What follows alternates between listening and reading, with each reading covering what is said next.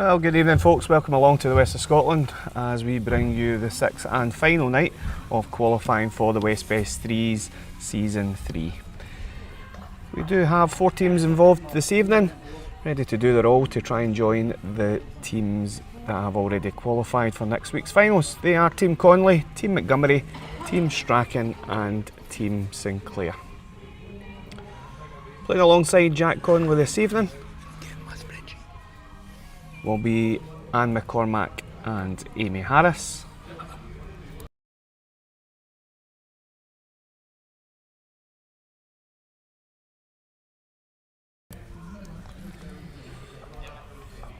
Joining Jack Montgomery all the way from Ayrshire, we have Gavin Campbell and Stuart Wiley.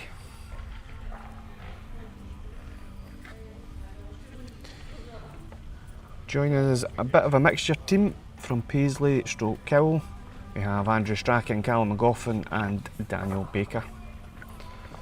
And last but not least, it's Team Sinclair. Former member here at the West of Scotland, Rachel Sinclair. She's joined alongside her husband and Thomas Kerr. So for anyone that's not joined us before to watch this short sharp format, it is, once it comes onto screen, a 3-player team split into rotations of singles, pairs and triples. In the singles we will have 3 bowl singles of 4 ends, 2 bowl pairs, 3 ends and 2 bowl triples. We don't cast any jacks here, they are preset and there will be 1 power play per match against each opponent. As you can see, we are going to start off with a pairs match and it will be Team Montgomery against Team Strachan, and it will be Stuart Wiley and Gavin Campbell against Goffin and Strachan. Joining me as ever, Jonathan Ross. Good evening, Johnny. Evening, Sam.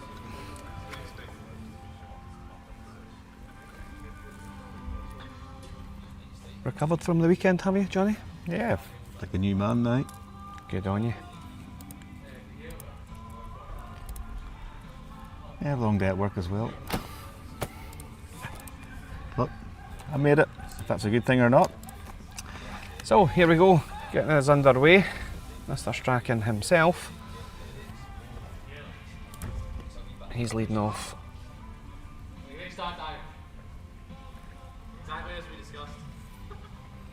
And this will be interesting for the Kyle boys because they've got a new surface and it's running extremely quickly. Billy Wilson plays with me on a Friday night, so he finds this carpet, much heavier. So let's see how they adapt. And here we have Gavin Campbell kicking off for Team Montgomery all the way from Ayrshire.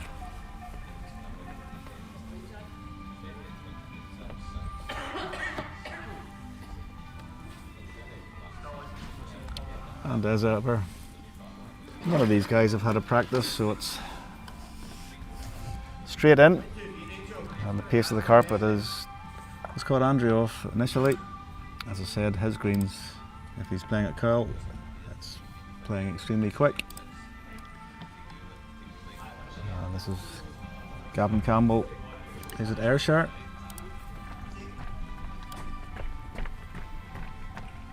And he too has left them behind as well. So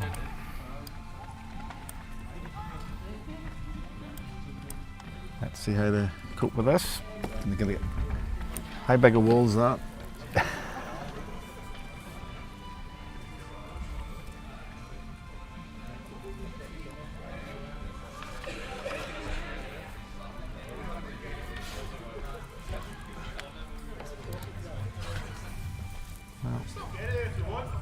Callum's playing the backhand. It's his ball's in the way in, but they've needed an awful push to get them up to the jack. It's a nice wide draw, guarantee shot.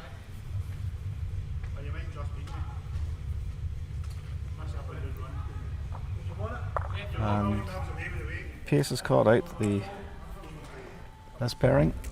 Let's see whether Stuart can get over the top of Gavin's balls. Certainly up.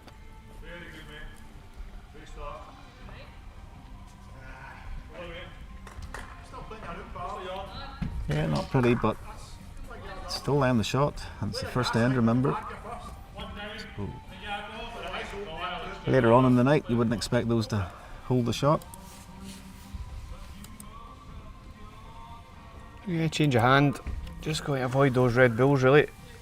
Try and find anything close. Still just needs to run a touch. I think he's going to be a help though. He's taken one off, has he? Yeah, it's not going to be a full count of 4, but still going to be a costly end to start things off this evening. I expect Stuart to get inside that.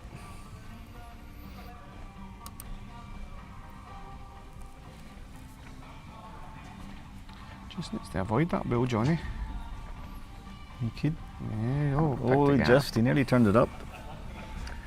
Well, not the best 3 we've seen, but 3 shots counts, and they take an early lead in this 3 end game.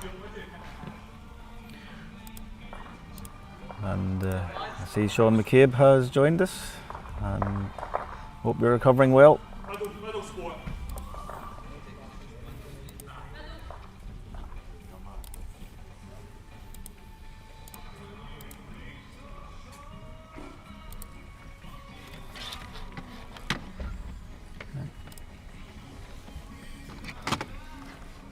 So Gavin Campbell's decided to play the far away side, up and down.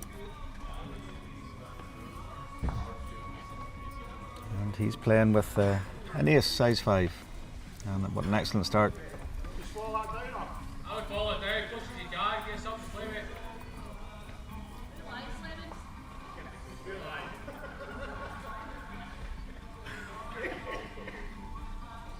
And Andrew, who's leading against Gavin, he's playing with a Tiger 4.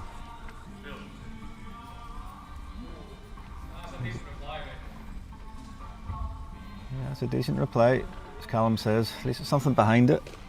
If they need to turn the jack or turn a bull out.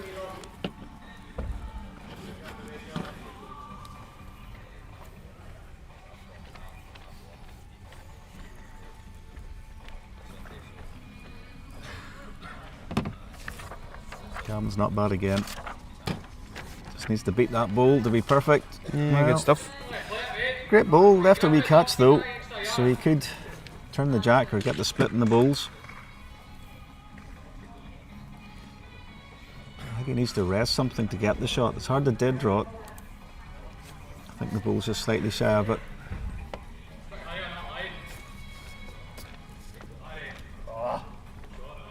And he's taking the weight off here. His line was all over it. Well, at least Callum can still see the 2 red bulls if he wishes to play them out. So Stuart might cover, or he might just draw up into the reds to stop them splitting out to the head. It's his choice.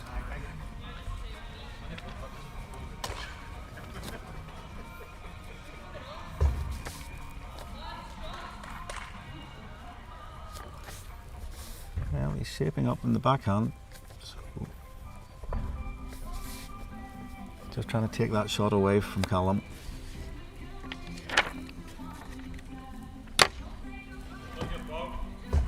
Trying to get into the wee split. Well, he's past the head. It's best back. Yeah, Callum needs to attack this. He needs to attack it now.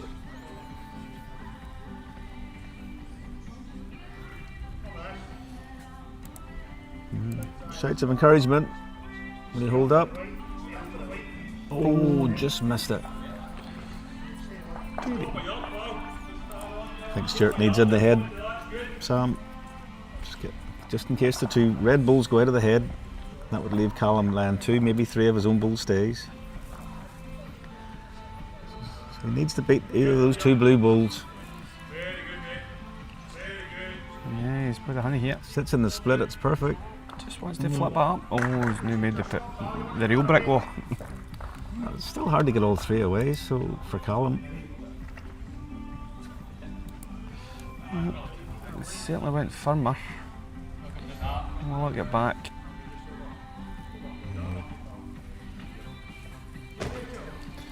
Yeah, he just overcorrected. And that's another 3. And that'll be this little mini match over. They'll be Team Montgomery 6-0 lead. And the most you can score is 4 because they have not played their power play. And the power play, they would double their shots if they announced it before the end commenced.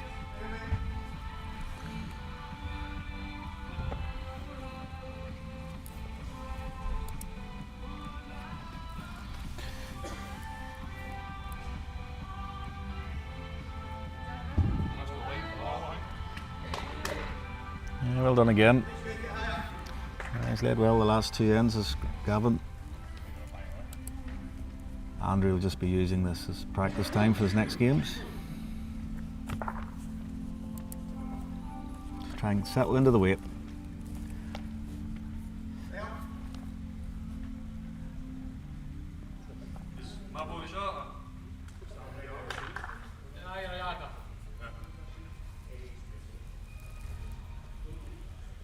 It is a much shorter jack.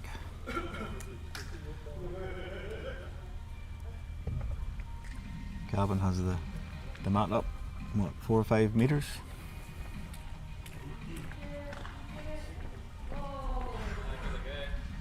Yep, very good, yeah. Yeah, impressive stuff after the first end. He's nailed it on other 2 occasions. Would you say on paper, Johnny, that the team we're watching just now of Gavin Campbell, Stuart Wiley and Jack Montgomery are probably paper favourites? Yeah, just on, I think, experience and what they've done in the past. They're definitely my favourites, but as we all know, these shorter end games can make a difference. But as we all keep saying with Ian McLean and Young McLaughlin and all, they're consistent. And Stuart Anderson, that's the secret, I think, over the number of games you play. How many games is it? 20-something games? 21 mini fixtures, yeah, that each team plays in the evening. As I said, I initially developed this so that it was kind of throwing up a few wobbly results, but it just goes to show you that, you know, that drawn to an open white, the best players of all generally came to the fore each night.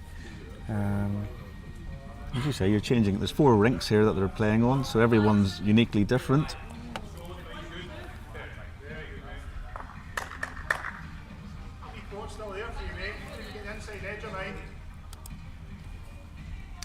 There's Callum Goffin. He's playing with an Arrow Groove 4. Yeah, he's very close here, very close. Jack clean. Oh, just unlucky. Smidgen unlucky not to get the clean white through, but yeah, Gavin just indicating back positions again, so anything down next to the tee is pretty good. Give them a bit of cover.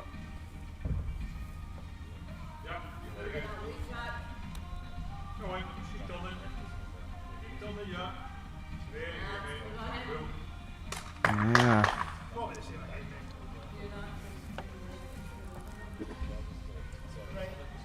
Right, something similar from Callum.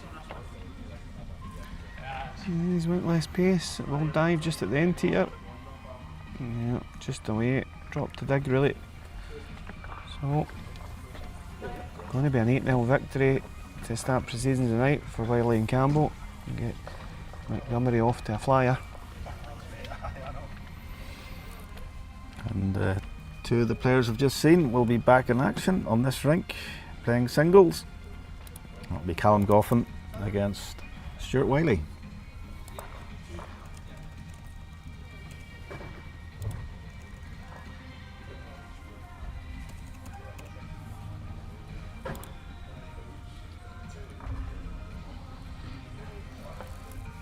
Mr. McDougall's joined us this evening. See his comment, what day is it? I'm assuming it must No point asking me. Well, there's no point in asking you, no, because I know exactly what state you turned in to go to Midlothian with me yesterday. However, as everyone probably in the country watching this evening will know, there was Scottish finals over the weekend at Stirling. We certainly enjoyed ourselves on Saturday, didn't we? We did, yes. And Mr. McDougall would have enjoyed himself yesterday. Huge congratulations. As I say, obviously we're all things West of Scotland here. We did manage to have 3 representatives in the finals themselves, and thankfully we managed to secure a title to bring back to the West. That was Graham winning the senior singles. He got the better of Stuart Pagan. Played really solidly from what we seen, although we were playing. Any parts we did see from it, he was certainly looked like the better player. And delighted for Graham, who, much like Ian McLean, has now went indoor-outdoor Scottish singles titles. What a feat, regardless of what category it's in, to win any Scottish title, but to do it indoor and outdoor in the same season is hugely remarkable. So well done. I'm sure he'll have a sore head for a couple of days. Knowing Graham, there would have been a bottle of something popped last night. But well done to all the winners. There was some tremendous bowling. A lot of games really went down to the wire. Lennon Hamilton, who's marking for us here this evening, lost out by the narrowest of gaps. A fantastic bowl by Blair Gourley to get the better of Lennon in the under-21s final. And the ladies under-25s final also went down to a 21-20. Cara Lee's up at Abbeyview managed to get the better of Leah McCloy as well, who you seen on the stream last week here at the West of Scotland. Congratulations to everybody that managed to get there first and foremost. To get to finals is a great achievement, but also securing titles, well done. So we're underway here. As I said, we've seen the two guys already. They're probably taking this game a wee bit more seriously now they've played a couple of ends. Yeah, they should be, well, not totally used to it, but better than they were. Callum was forced into playing quite a few runners there, so it'll be interesting to see how he gets his draw weight. So far he's struggled. Stuart was just shy. It was really good for a clean road all over the track. Yeah, it's developed a wee bit of an awkward head for Stuart. Just Callum can slot one in with no fear. He can turn his own if he's onto that plant. Just needs to miss and run. Yeah, that's going to be in. Very good. Well done. Tell you, need to be quick changing these cameras, Stuart. He's very, very quick off the mat, isn't he? Doesn't hang around. So it's like he might grab a piece of that bowl, Callum's last bowl. He's just going to hang on, is it? He's done it. Well played.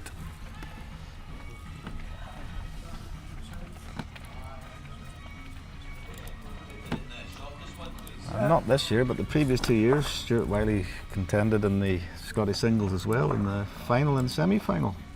He lost the narrowest margins, I think, as Ian McLean. Yeah, he's been consistently one of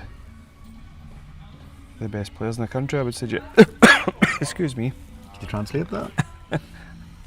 I'm still having nightmares for the bowl that he played against me, Johnny, in the PBA up at Abbeyview. He quite likes to send to folk and remind them. He popped the ball about 6 yards into the ditch. Toucher. Indeed.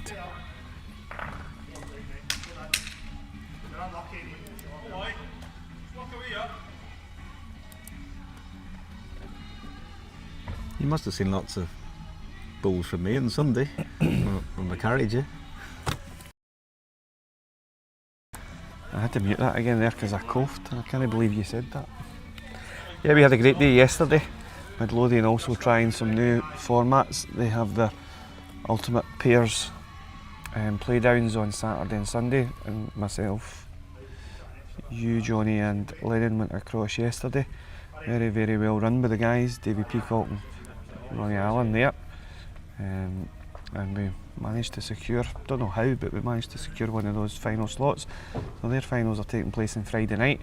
So anybody in the area up at Midlothian, I'm sure if you pop down on Friday night you'll see some new, fresh, innovative bowls played in a different way to the normal.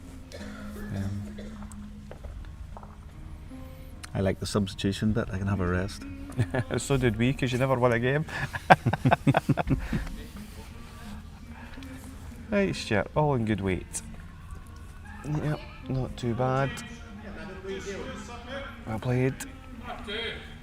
Yeah, Callum has a chance to play with weight in the forehand, take the 2 bowls away. Yeah, that's exactly what he's doing. He needs to drop a touch. Oh, it's just going to hang off. Doesn't want his, he's alright. Yeah. So that's an important 2 for Stuart. He takes a 3-0 lead after 2 ends, and the singles is different to the pairs as it's run over 4 ends instead of 3. So Callum is still in this game. 2 2s is enough. And he will have last ball this end.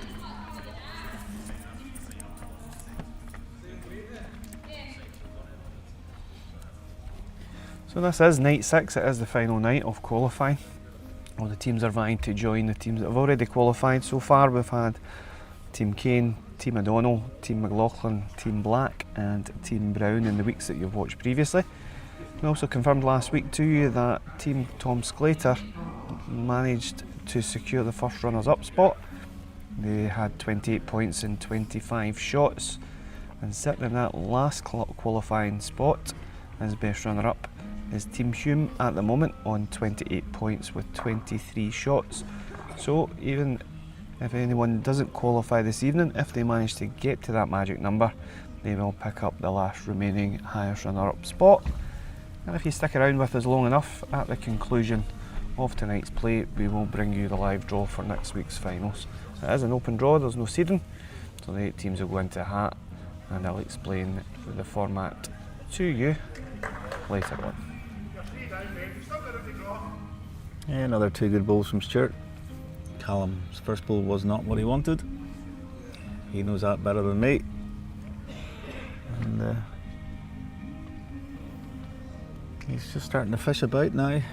Maybe it's all those running shots that he's been playing. Yeah, that's one of the big things, isn't it? You've got to really hone into your drawing game when you're changing rinks that often and stuff. You can't afford to lose your weight early on in proceedings, I don't think. Well, I'm not sure that's blocked the wee hole. No, it's still there. Callum can play with weight, turn that jack. If he turns that jack, he gets 2, maybe 3, and that brings him back in the game. He needs to hurry a touch. Yeah, just playing that awkward weight. So difficult. Yeah, it's a maximum of 3 shots. That takes Stuart to 6-0 lead. That's him guaranteed the game, unless Callum plays the power play, but I doubt he will at this stage of the night.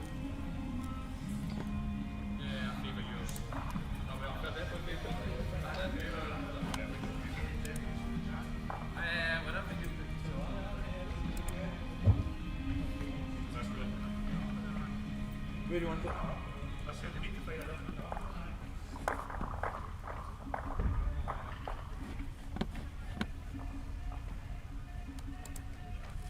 Stuart's on the money again. It's an excellent bowl.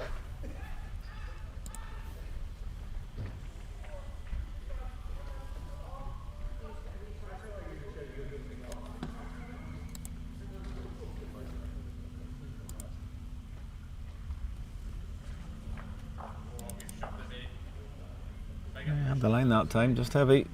Don't blame him being up though.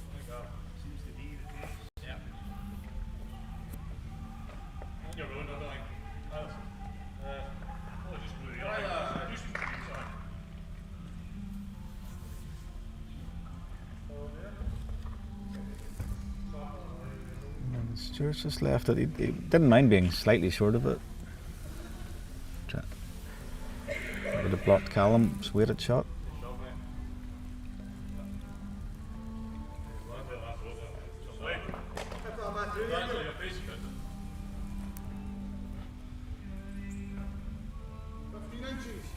Just missed a short ball.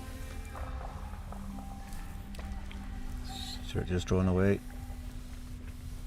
Just try and close that hand down.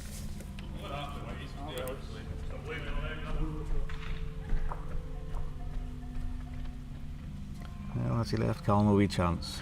Yeah, as you can see from that angle, there is the opportunity just to squeeze that jack out into the corner.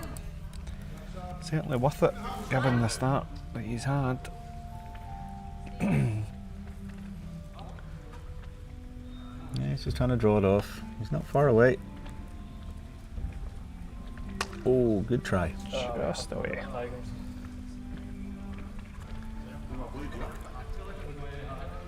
So, pretty strong statement from Team Montgomery. They've had 2 great wins on the streaming rank so far. Pretty close in the pairs match that's taking place on rank number 1 between the 2 teams. It is currently 2-1 to Jack and Gavin. They're certainly not out of it over there. And we will also bring you up to date with the first scoreboard of the night at the conclusion of these matches.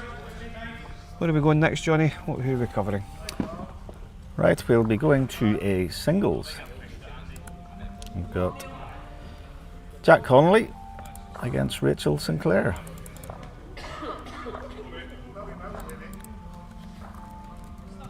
So we will cover both the other teams for the first time this evening.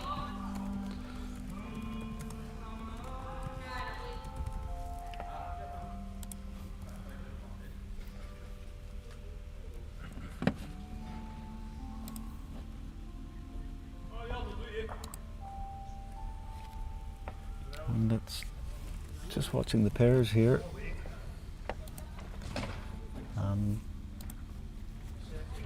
Team Goffin has loads of chances and they've missed their opportunity.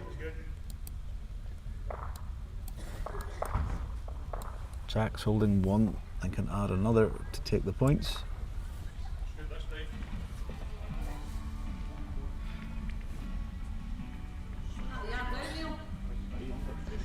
He's just running through, is he? Oh, that's a Peedles, I think. Share the points.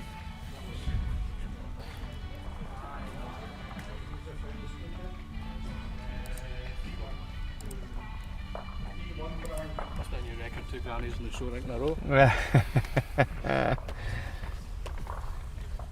I'm sure the folks listening at home could have heard Callum's summarisation, shall we say, of the opening proceedings. He thinks it must be a new record to get grannied twice in the first opening 2 matches on the streaming rank. Put it down to nerves. Plenty of time, as we say. There is 14 points up for grabs in any one fixture. It means there's 42 available through the night for each team. There's certainly plenty of time.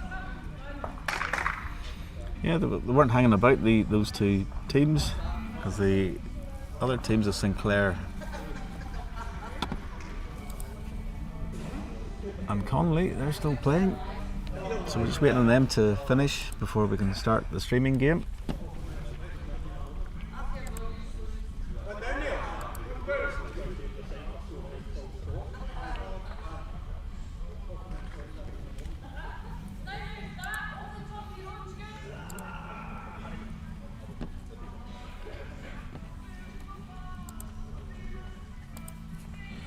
Just try to get the master scoreboard to work, Johnny. We gremlins in. That's it. It is Christmas. I think it was Christmas 4 months ago, wasn't it? Right, bear with me 2 seconds. I'll go see the statistician. My mic will still be on though. Yeah, don't do what I did, brought the microphone to the bathroom.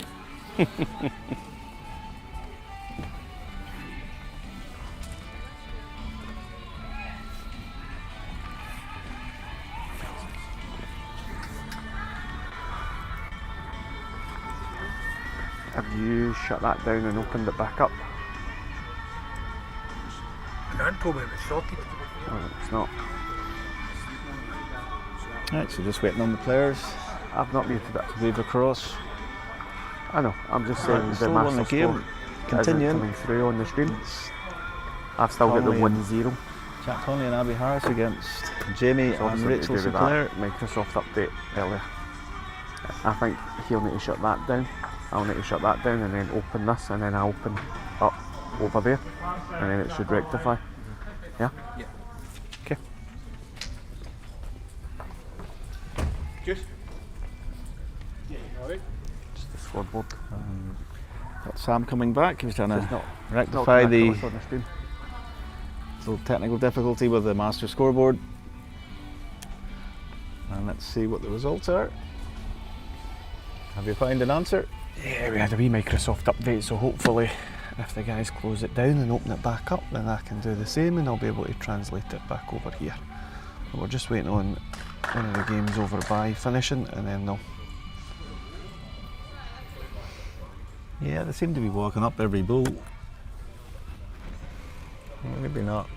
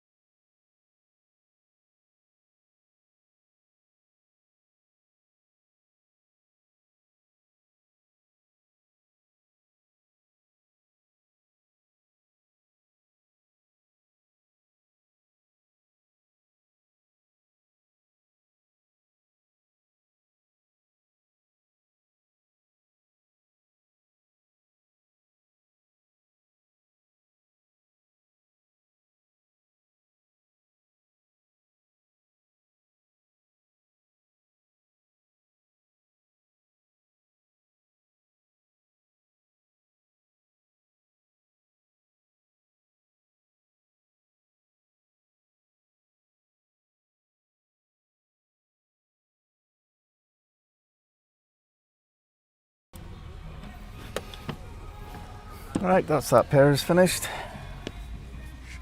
I think they were walking up and down the green every bowl, so I think they're being advised to not visit the heads, just to speed the games up. So apologise for the lull there in broadcasting. So as I said, on the show rink, we've got Team Connolly, that's Jack Connolly, and he'll be playing Team Sinclair. That's Rachel in the singles. That'll be 4 ends with 3 bowls. And none of the teams have played their power play as yet. And out of all the mini games that they play, they're only allowed 1 power play per team. So choosing that moment is crucial. A lot of teams seem to leave it to the triples. It's not always the best policy. But we'll see what happens in the next couple of games.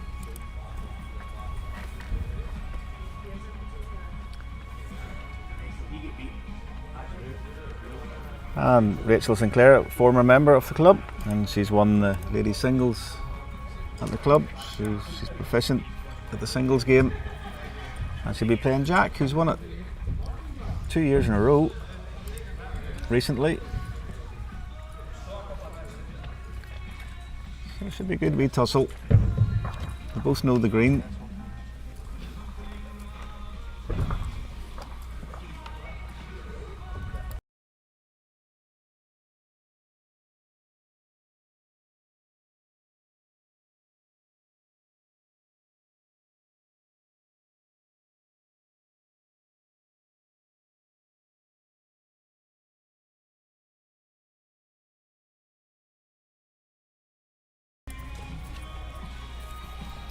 Right, and players are just at the mat. This is Drew Wilson, he'll be the marker for today in this game. And Rachel's chosen the middle spot, and her mat is near the tee, so a long 3/4. And Rachel's playing the forehand. And this if Rachel's changed her bowls. Normally played with a blue set of bulls, and these look like Tiger Pros, size 2. This is Jack Connolly. He's got his red, white and blue bulls. He's playing with an ace size 4. Quite a straight bull, those aces that Jack has. Yeah, he plays my team on Tuesday night, and they're certainly a different brand of ace to what we're used to, Johnny. Yep, they definitely are.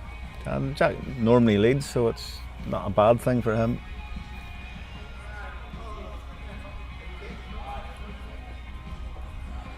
And Rachel started the strongest.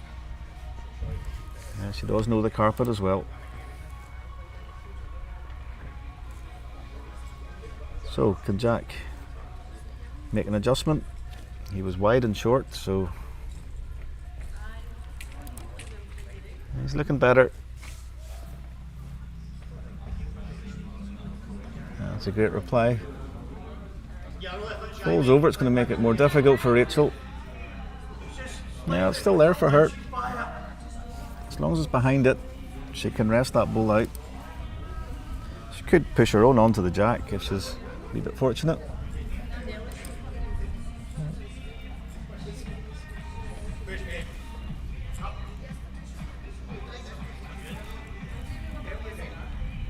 Yeah, she just went high.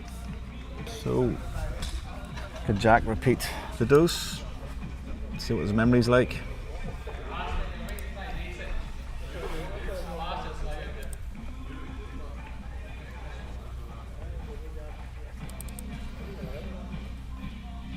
He's in the area again. Just needs to beat the bull. He has. Yeah, that's 2 very good shots from Jack. So Jack's taken a 2-0 lead after the first end. After his first wayward bull, he adjusted brilliantly with 2 bulls within 6 to 10 inches of the jack.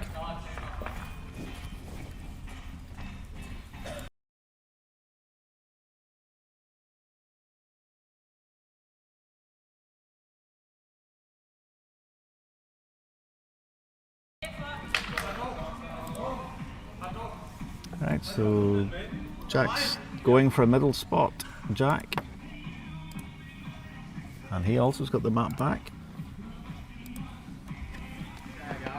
And Jack's prefers his 2 forehands. Forehand round the clock.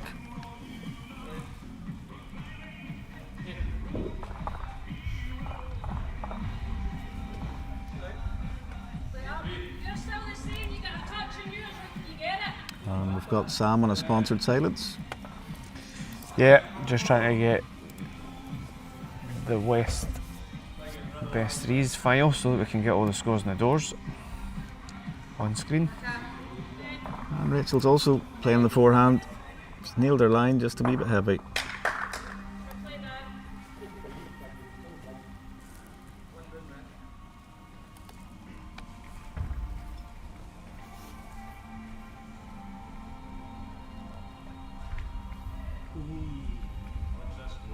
Just a minor adjustment for Jack. It's not too bad here. No, he's very well played. If he folds over, it's even better. And just sat up. I think it's just shy of the jack, so it's not that easy for Rachel.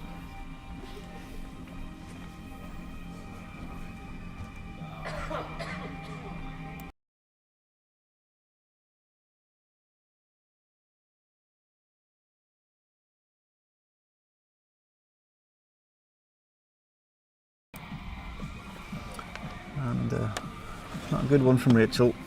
So tight and short, and 2 shots are against. Jack was just trying to sit in front of his bull nearest the jack, just stop Rachel coming into the head. And he's not bad. Yes, very well played. Yeah, good stuff. That's why Jack has won the singles title several times. Well, he did 2 in a row, but I think it's 3 in total, is it? Or Yeah, 3 out of 4 years, I think. I think Graham McDougall, Siamese done between it. So just while Rachel's going up there, I'm just going to quickly show you the scores and the doors since we've not brought you thus far. As you can see, Team Montgomery have went out to a commanding lead thus far, and it's honours even between Connolly and Sinclair thus far. So let's get back to see what Rachel does with her last bull.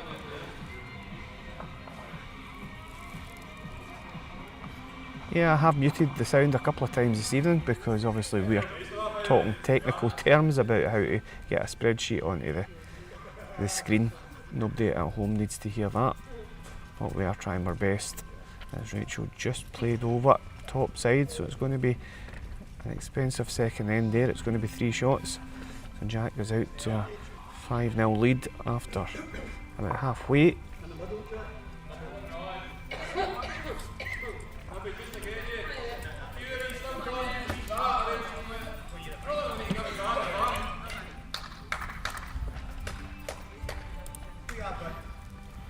Right, 2 ends left in the singles. Can Rachel come back? Certainly capable, but the form that Jack showed with his last couple of deliveries, it's going to be difficult.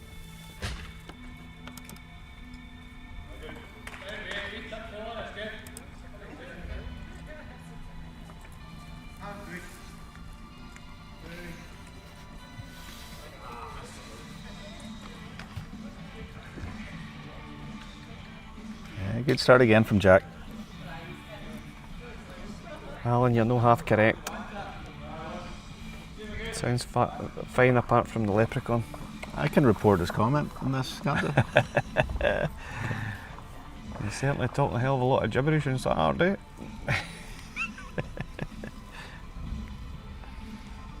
Yeah, good reply by Rachel, just a blade tight. Weight was very, very good. It's too much fresh air, Sam. Trying to get a train to Stirling.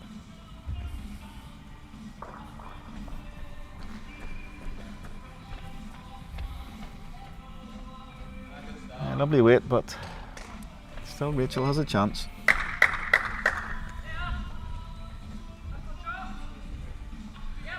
You just left a bit of a wall here. Anything top side, you can get down off of that outside bull as well. It looks down a better track. All in weight to there. Oh, very good here, I think. Yeah, That's what she needs. gonna hang in. Now, do you think Jack will play the backhand just to stop Rachel getting a count? I don't know whether it's... Yeah, I suppose he can get down, touch a Jack round, make it 2 or 3 himself. But if he's top side, then he certainly covers the trail for Rachel to try and score the count of 3. So I mean, she could drive the 2 bulls out as well if he doesn't get close, you know, so... Yep. So he's 5-0 up, 2 ends to go.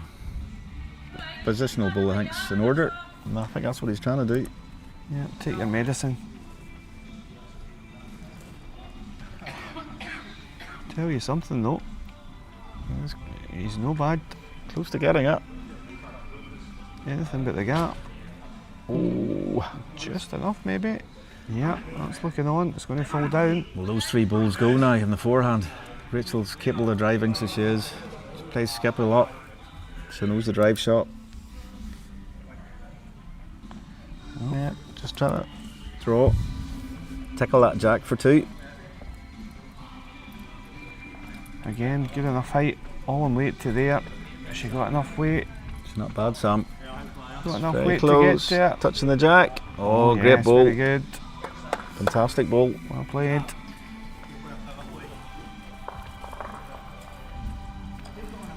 So keeps Rachel alive. It's going to be a count of 2. Even down the last end. She needs the maximum 3. And I heard a power play, but is that in the other game, Sam? It is. So currently on rank number 1 you have Jamie Sinclair and Thomas Kea.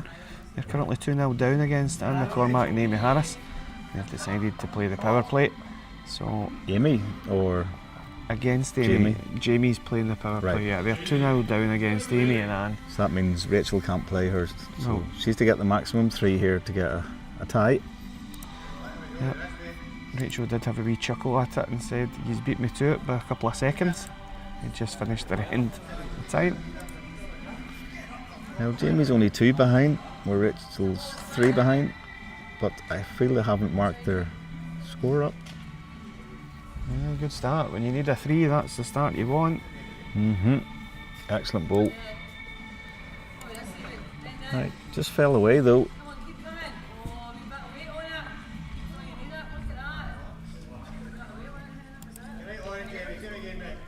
So Jack will be trying to get as close as possible. Stop a count of 3. That's his first priority. No, it's not the worst, but not the best either.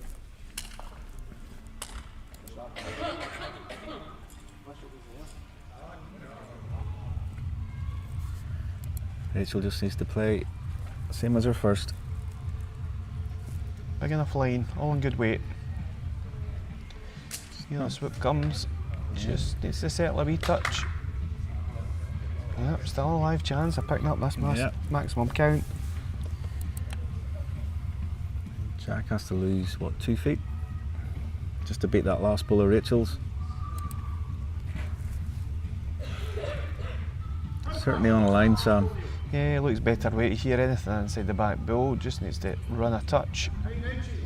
Yeah, great bull. Yeah, very good from Jack. And it's fell as well, doesn't help Rachel.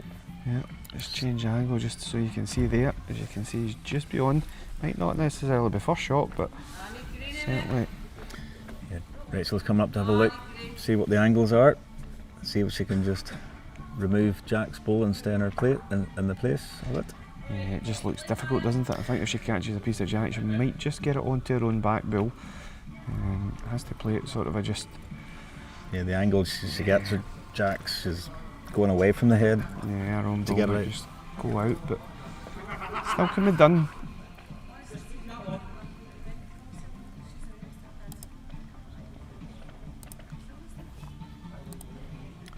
Well, just made her mind up. Looks like a forehand.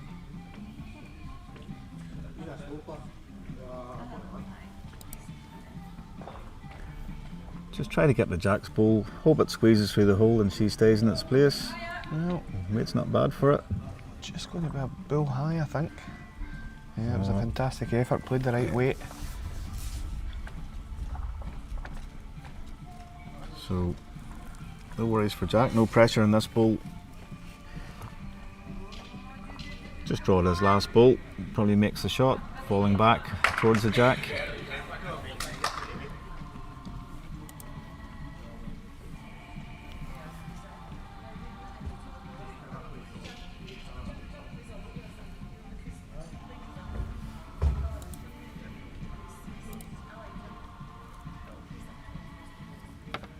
He's an effort again here. Slightly higher line, will it get back? Trying. Just heavy maybe. Yep. So it's going to be a one to finish for Rachel. She did fight back well there after Jack's impressive start. That is going to be 2 points to Team Connolly. Yeah, and they'll stay on this rink for the triples. 5 for each, Jack. I can tell you that power play that was played over in rink 1, it proved that it was worthwhile because Jamie Sinclair did draw the shot. He got 1, but with the power play doubled up to 2, so they ended up with a 2-all draw over there. Yeah, it's 2 draws we've had in this this session. As you say, Johnny, we are going to finish off with a triples match to bring to conclusion the first round of fixtures, and it will be the same 2 teams that we've seen. It will be Team Connolly against Team Sinclair.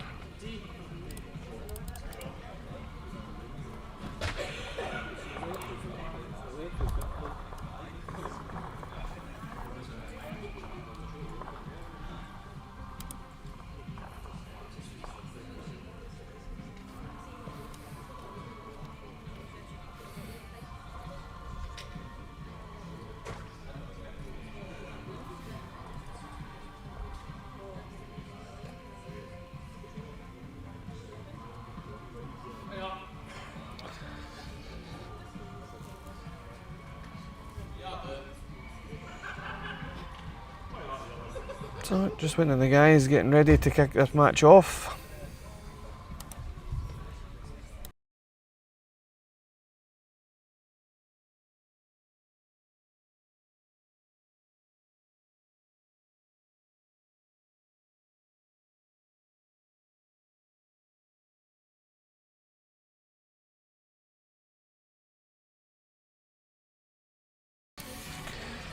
Oh, we're going to need a big stick tonight, Johnny, I think. Yeah, you were doing your Sergeant Major impersonation there, trying to get the troops in order.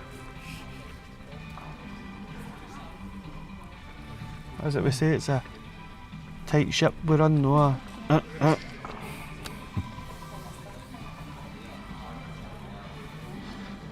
going to put it down to that we're discussing tactics, shall we say.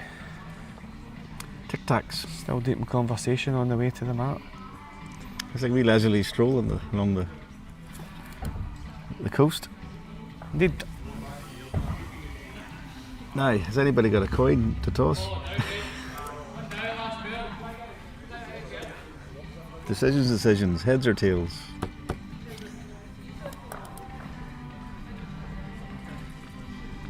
Oh, no coins, so they're going to use another method where somebody kicks the ball, calls big or small. Hey Johnny, I think we've finally cracked it with the spreadsheet. As you can see on screen, guys, this is the latest in the scoreboard.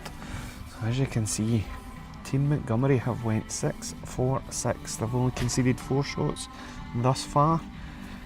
And as your paper favourites, Johnny, they are out in the lead by maximum points on 12. Team Conley, courtesy of that singles victory for Jack against Rachel, are currently in second place on 7 points, with Sinclair hot on their heels on 5. So let's get to the action. Finally get the triples game underway. Rachel's laid off, followed by Jack.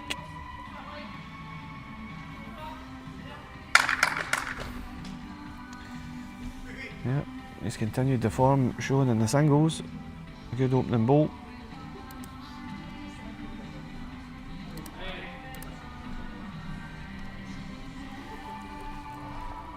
Do you think we'll have a highest runners up to beat 28 tonight on the early form? Well, Team Hume will slightly be worried, I would suggest, at this stage, given the fact that Team Strachan haven't scored a point thus far. If they continue that throughout the evening, then you could well see 28 points be troubled. But I'm sure, knowing the boys, knowing how they can play, they'll be looking to turn things round. Enough quality within the ranks. Yeah, when Team Strachan's playing Team Montgomery, who we felt were favourites, so they've had on paper, the toughest first game.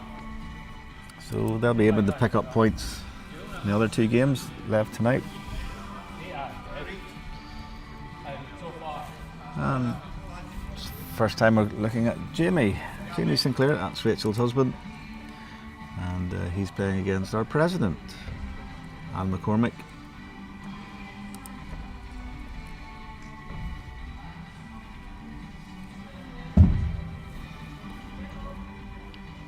And she's not bad here. Yeah, she gets inside Rachel's back one's very good. Oh, she's played a great one. And Anne's also helped us out. She's marked some of the singles games in previous nights. So, as president, she's helping out. Yeah, she's just after an eye operation as well, Johnny. This is about one of the first games that Anne's come back to us after a few weeks off. Must have picked 2 good ones in with the first delivery that she played.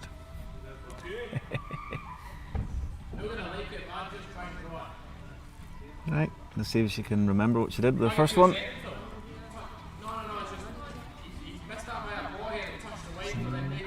Just lacking, is she? Yeah, track was really good.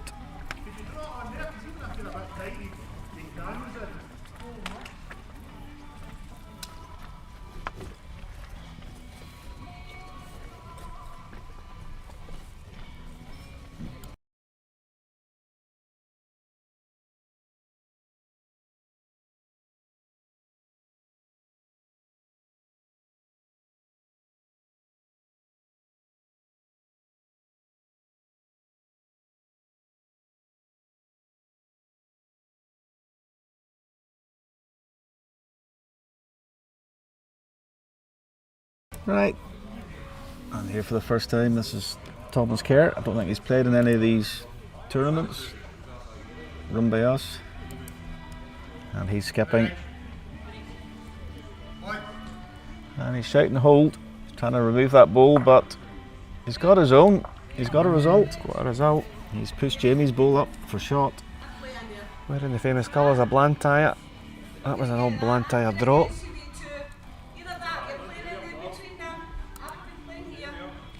That was too clean a delivery for Jerry Sullivan. A good man G was in the building the other day.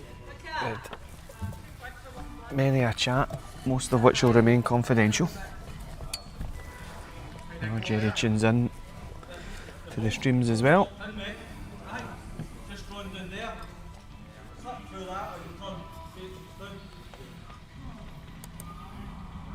So switching over here. Going slightly defensive. Yeah, I think Amy tried to. Well, he's getting another chip and charge. Young Amy, she likes to drive firm. She drives very, very fast. She's not shy of driving.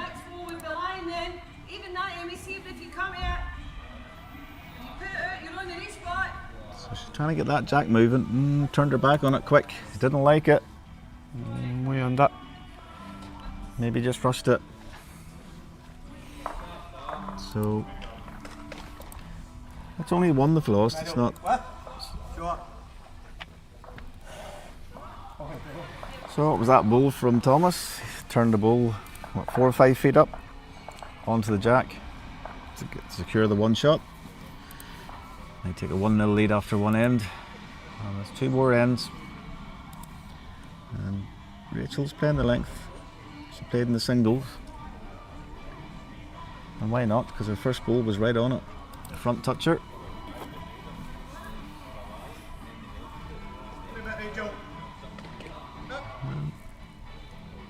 She wasn't far away again. Not a bad start.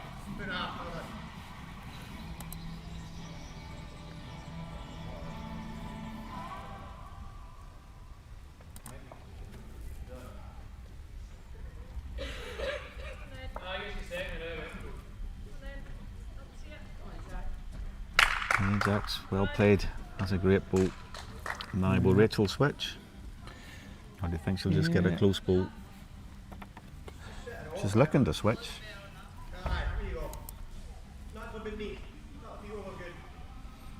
I say Rachel usually skips, so unusual seeing her leading. And I think that was a wee skip head on there. Want to change hand. She's got more chances on it. Yeah, she's got a back ball for them. So Jack will be drawing. Doesn't want to leave a catch though. Foot behind it's just good, isn't it? Yep, his bill's just in front just now, so he doesn't want to touch us and release us off. Just snuck in, hasn't he? He has, he's just beaten it. Is that the Scottish word, snuck? Snuck, sneak, sneak. Sneak's a thing you put in your foot, is it no? What's a foot? It's a foot. A foot. My left foot. You just need to run it, Jamie, a wee bit more to get a wee rise off the bills. Oh, just solid. Closed it down a little bit, has it? Any running shot? But you're used to foot and mouth, aren't you? Seen many a disease in Shettleston, pal. My old hometown.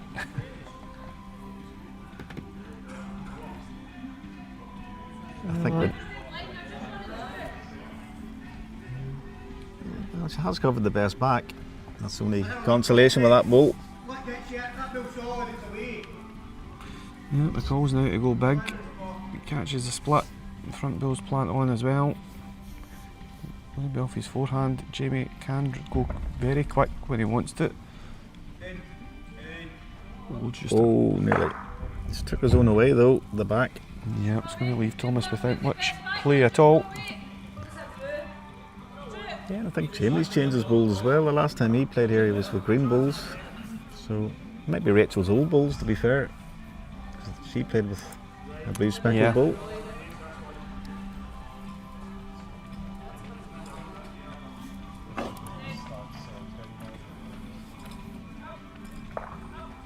How good is on here?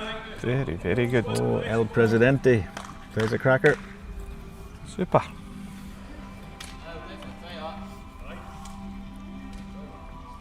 So Thomas will be hitting this again. Or Yeah, I don't think he can be any worse off. Probably 3 down in the head at the moment. He goes out onto the spot, he gives himself a chance with his second delivery. So yeah, Mike's break. just get it out in the open. yeah. Jamie's hinted all 3 may be able to go out of the head. I'm not so sure about that, but he's got a better angle and a better view of it than me. And here we go. Well, he's just going to be the same as well. Just that top side.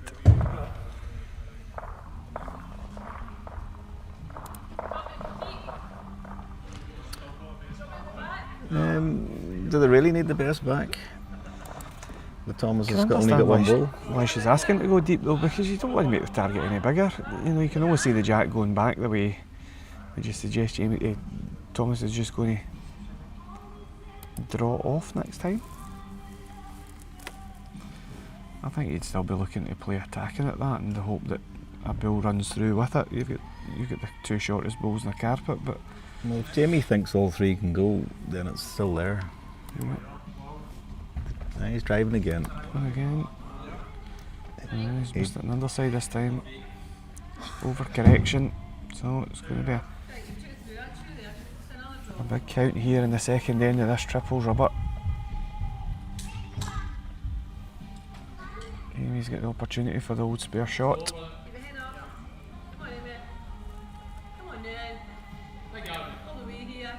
Anne likes it. Does it reach in? Yeah, well makes played. it in. Well, it's going to be 4. And just like that, going down this last end of the triples, it's going to be a 5-0 lead.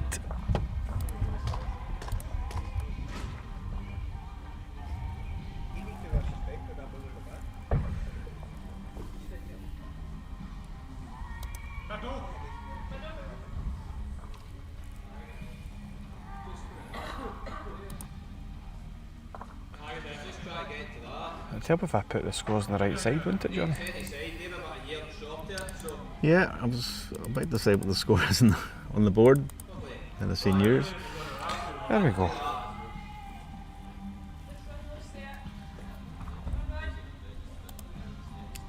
I don't think that's correct.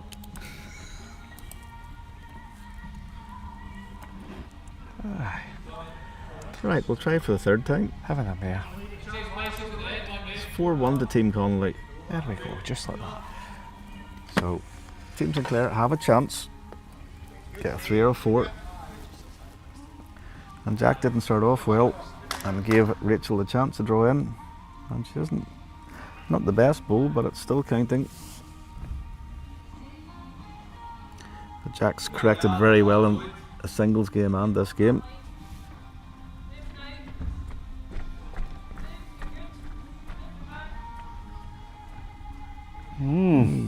There we go. The door's opened. Rachel's having to change hand now. She could turn that Jack 6 inches.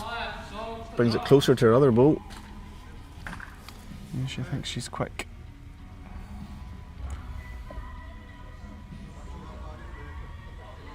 Well, they're both still behind the Jack. Yeah.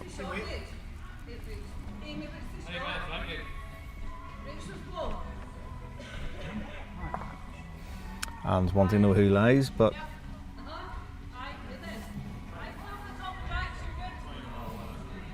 yeah, no reason to be short. And she's slightly tight, she can turn Jack up.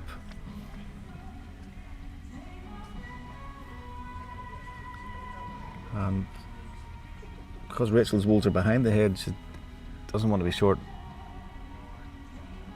It might just be enough, you know. Yeah, but There is a gap in that forehand. Can Jamie get between it and turn that jack a foot? Yeah, that's what Thomas is asking him to play. Ian, you would be indeed correct. I do need some sleep, pal.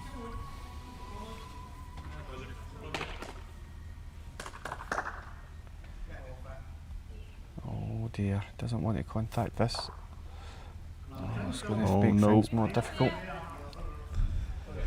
Well, just fell back on itself, so... Yeah, Amy's looking for cover. It looks as if they can get back to the jack and turn... Sorry, it looks on your screen that Jamie can get back on his backhand, turn that jack. But with that short ball, I don't think it's on. Yeah, it's a good ball behind. You will have to try it. On the right hand side of your screen, just come down, try and turn that jack. Even if he moves it 6 inches and sets it up for Thomas to turn it again. It's tested everything perfect. It's not easy in this hand when you're just over the weight. Shouts a hurry. Tell you something. Shouts a hurry. Just needs to get past the short end. Oh, he was probably just 2 feet short from getting a wee nibble on it. Again, he'll be covering still.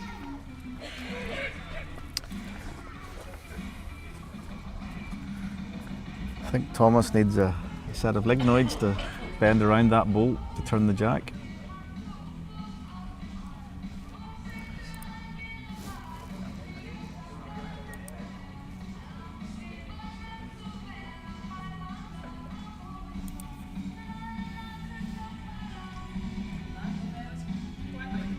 She's just been ultra cautious, I think. I don't think she quite wanted it as deep as that, but... Yeah, she did slap her thigh there when she let it go. Yeah. It's only chance. Try and nibble the jack across slightly, and then hopefully he gets a chance of his last ball to turn either bull or jack.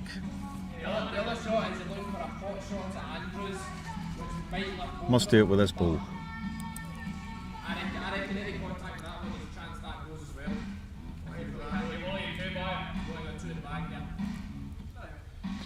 Such a difficult shot on that side. Anybody that's watched over the last couple of years, it had any weight on there, it's difficult. It really has a draw or a drive kind of rank on that side anyway. I think we need a wee drawing kit, or it's going to draw on the screen.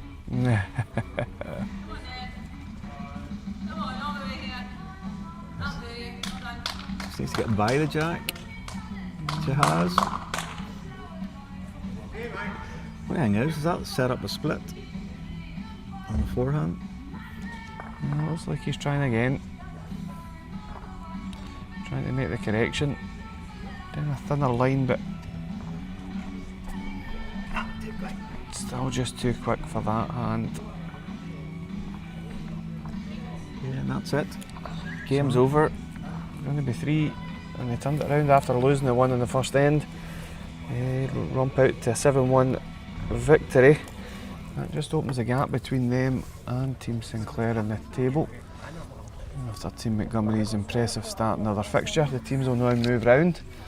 And coming up in the second round of fixtures, we will have Team Connolly playing Team Strachan and Team Montgomery against Team Sinclair. The pressure probably on Team Sinclair at this stage. They'll need to try and get some victories against Team Montgomery after the impressive start. And Team Connolly will look to try and do what Team Montgomery did to Team Strachan and get a barrel of points.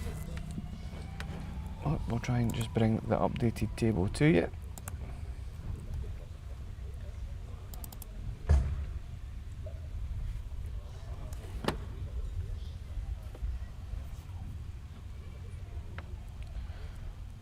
Once it's ready.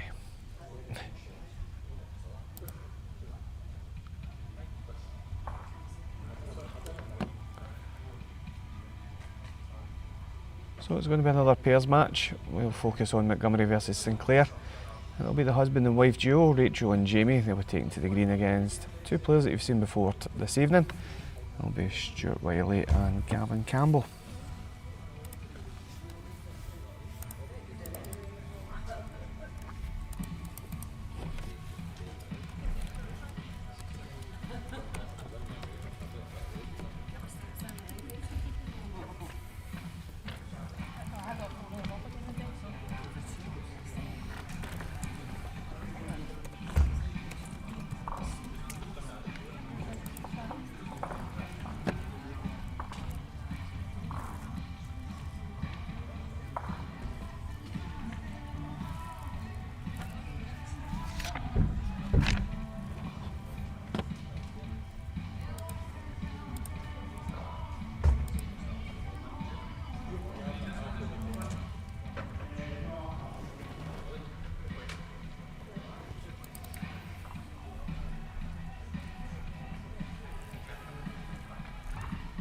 Right, players are starting to make a move.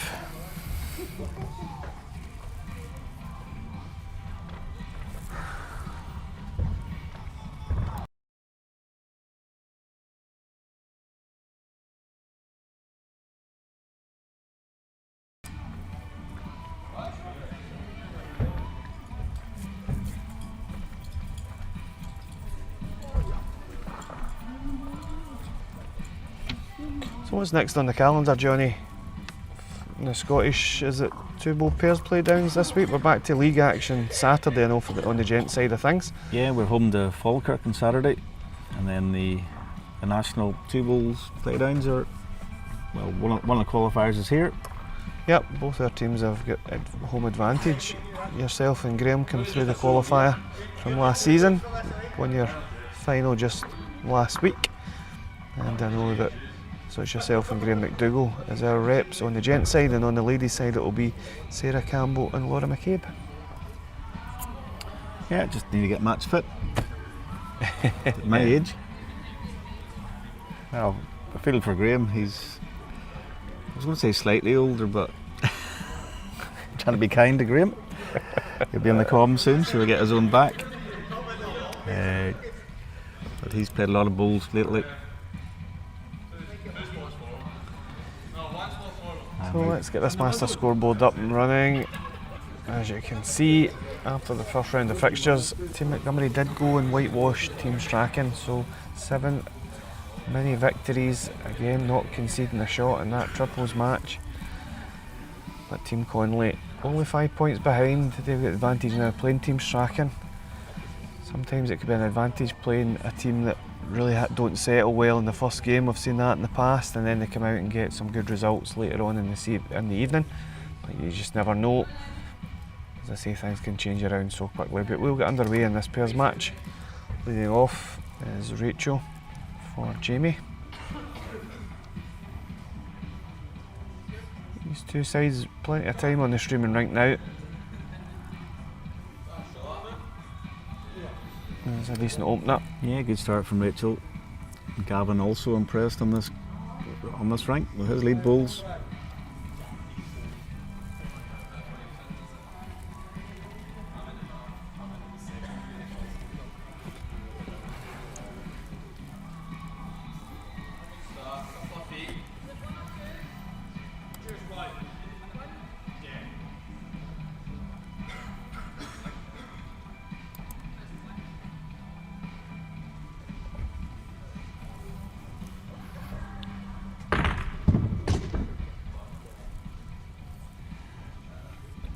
And we've got flying jacks.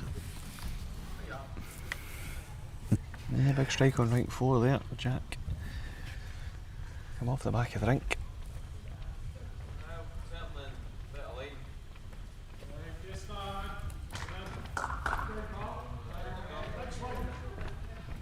Now Gavin, you just reach, you'll creep over the top of it.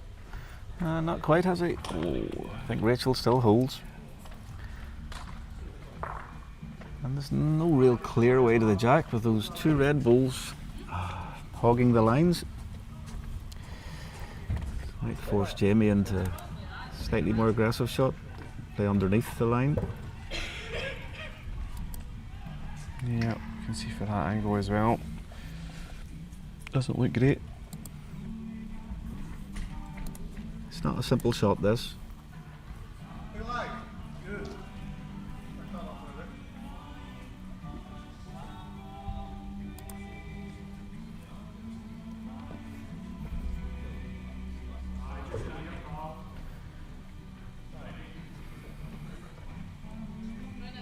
Yeah, he's got around it, has he? He has. Well played. Good ball.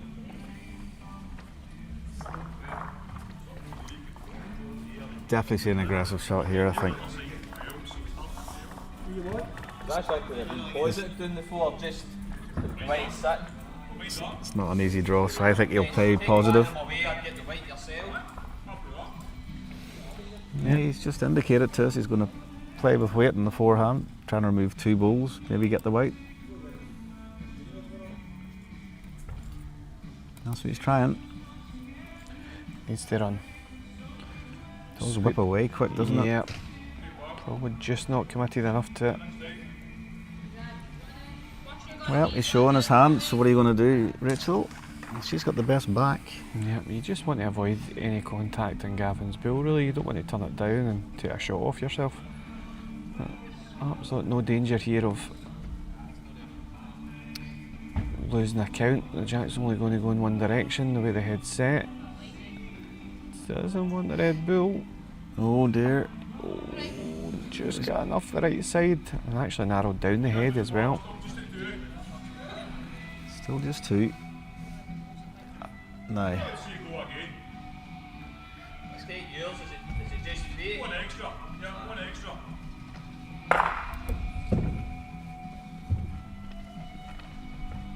He knows there's an element of risk here by losing an extra shot. He's Yep. committed to it.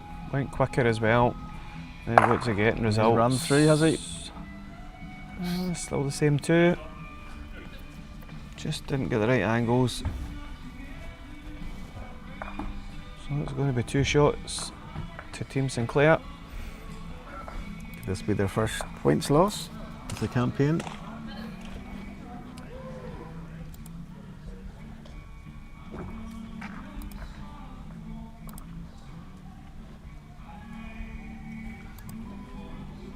Rachel has the jack slightly longer this time. She had it in the middle, or the short spot previously.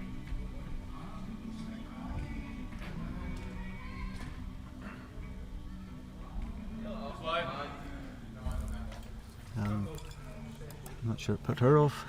It was her choice. Or maybe Jamie wanted that length. Yeah, Jamie did speak to me at the start of the night. I did ask him how many times he's played this season. I know that he doesn't play as much indoor as he does outdoor. And he said this was his first game. Oh, he does travel, doesn't he? And for his work. Works a lot, does Jamie, so understandable that he doesn't play much.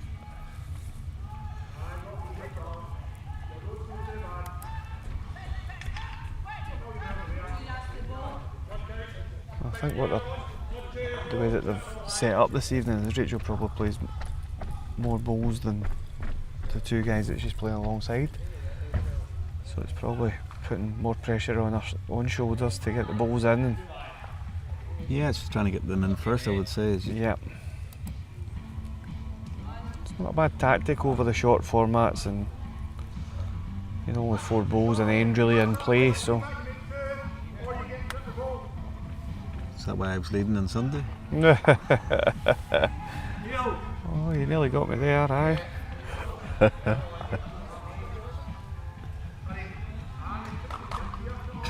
I wish we had the stats from Sunday. I never lost a set, when I played. I wouldn't know. Every time you and Lennon play, they seem to have to come back on to play a tie-break. Yeah, we did play 4 or 5 tie breaks, didn't we? 3 I think we played yet. There was 2 games that I played 2 sets and you substituted on and off. Anyway, what is it they say? Any pictures on the scorecard? But we do have a big event here at the West of Scotland on Friday night. We have a Divas night on, over 100 people coming here, so unfortunately I won't be in attendance at Midlothian. Have you picked your sub yet? Not as yet, I'm just leaving it for Lennon to pick. He said he'll sort something out. So for a man that doesn't play indoor in his first game, it's not a bad bowl by Jamie. It's an excellent bowl for somebody that doesn't play much. He's just left a slight catch though. It's on the slightly downside of that bowl. And, sure, it'll be just trying to draw the shot. He's slightly heavy, you can get to Jamie's bowl.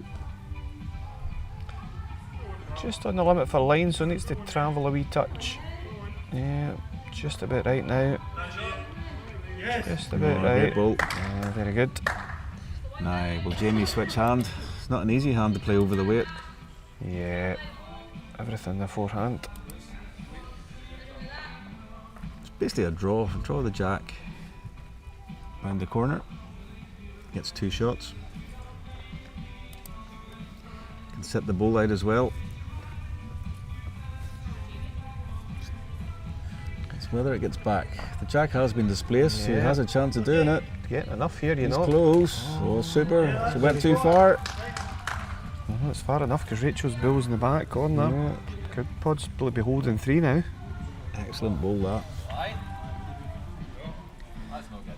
Yeah. Aye, Stuart maybe thought the Red Bull was in contention. Yeah, I'm going to predict from this angle that I can see at that I think they're 3 down. Yeah, I think so.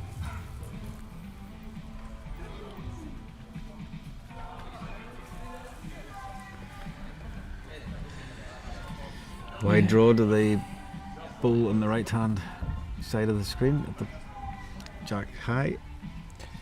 Yeah, it's just a full TT draw really, isn't it? Beat that side bull. Well, he's been playing his backhand a lot on the draw, so it makes sense to continue on the backhand. Just beat that wide bull. That bull used to be called jack level at one stage. It was jack high, jack low, jack level. Yeah. Confused me even more. All in good weight to here. Yeah, looks very good. There's a piece of the jack though. Yeah, He was travelling. that's good. Well done. Good pressure bull that. Yeah, he played 2 honeys in that end. Did Stuart. And it keeps him alive. And down this last end, they now trail by 1 shot to 2.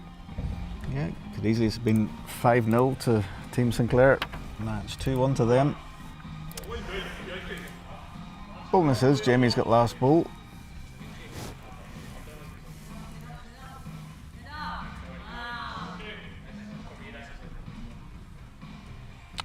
Now they're conflabbing whether to play their power play or not.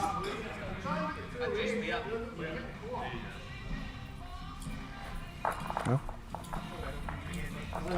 Yep, they've opted against it.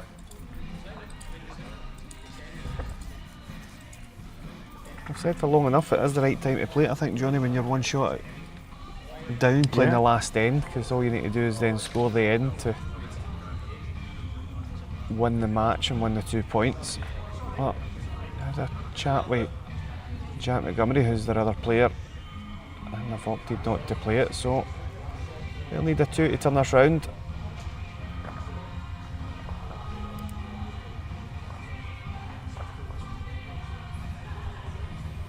So Gavin left his bull short and Rachel's taking advantage. She's played a good bull. And Gavin needs what, 5 feet? I can tell you that over in rank number 1 as well, that Thomas Kerr is currently leading Jack 5-1. So they are going to drop their first points of the evening. Could be a whitewash. Yep. Rachel hangs on here. Yep, Gavin not really helping Stuart out in terms of 2 short bowls when you're needing a couple of shots. Team Sinclair was only 5 points behind prior to this round. Yep, another good bowl by Rachel. Now, how's he feeling? Dead draw in the fort, or change onto the backhand, try and get that red bull onto the jack, or set a wide bull and stay in the head. If It's all about confidence. Yeah, if he's playing with any confidence, I still think there's, probably about 14, 16 inches round about the jack to get the first shot. So, yeah, he's setting up in his forehand, which would suggest a draw.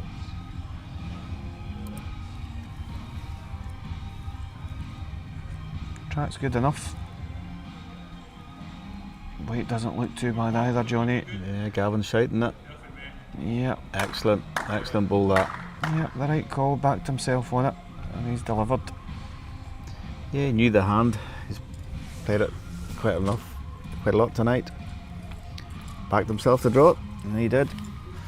Now, what does Jamie do? Follow suit. Or will he try and run maybe the red bull to the blue bull on his backhand? Was Jamie left-handed from memory, maybe?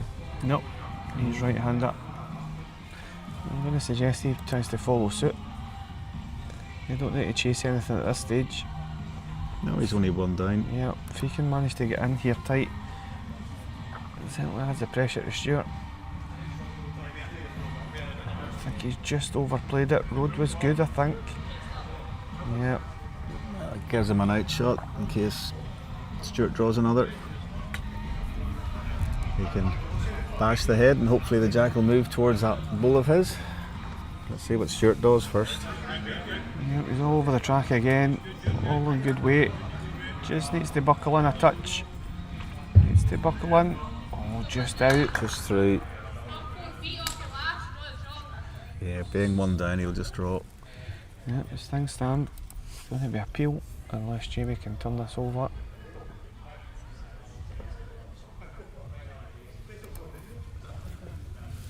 Well, certainly wide enough for it. Has he dropped too much weight? I think his weight's not bad. Has he dropped too It's much all about weight? Yeah, just going to die on him. Track was good. One shot. That's going to be appeal. So 1 point apiece. As we say, over that singles game, Thomas Kerr did turn over Jack Montgomery, so it's a 3-1 start. Yeah, for Team Sinclair. Yeah, they've reduced the lead. Hope we'll confirm that in a minute. What's next up, Johnny? And we've got a singles game. We've got Team Connolly representing them as our president, and McCormick. For Team Strachan, we've got Daniel Barker.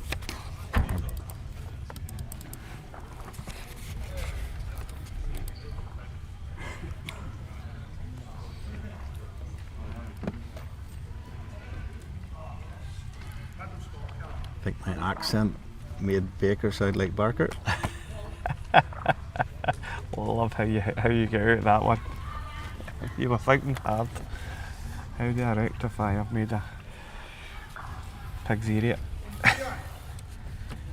So, I quite like that they've got to the rinks nice and sharp. We are getting underway. Anne's going to lead off her backhand.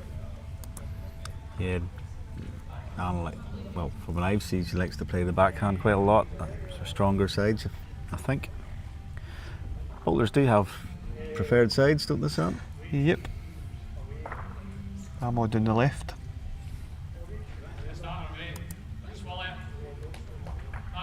And first look at Daniel as well. He's not been on the streaming rink thus far. Yeah, he did play last year, I think, from memory. And he's following Anne on the backhand. And he nailed the line. But and it is a long jack, full length.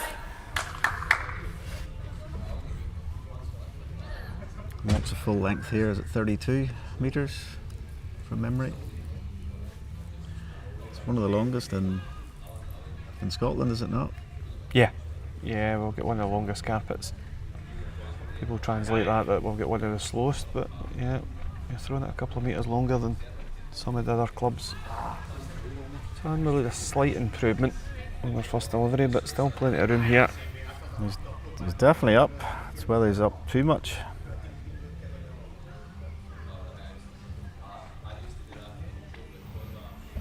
No, nothing particularly close.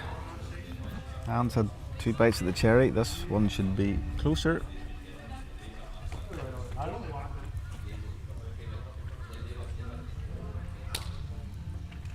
Yeah, she's definitely further.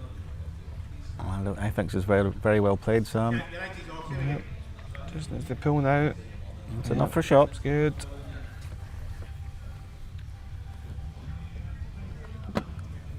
And that's why they give you 3 bowls, Daniel. 1 short, 1 through, and this one on the jack. Well, I think he's just overplayed it much the same as his second one. Is he going to stop in for second? I think he's curled up the green. He just caught his own and curled up the green slightly. That might be enough for second.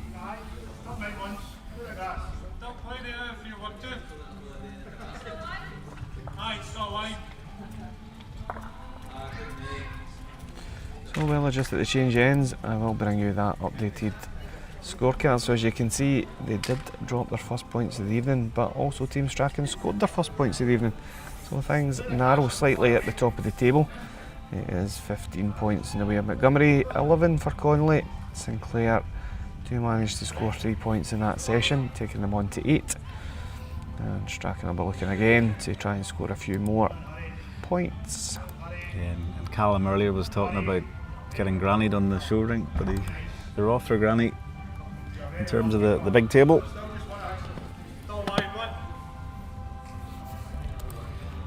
And Anne continuing with the long jacks. The weight's all over it, just missed the line.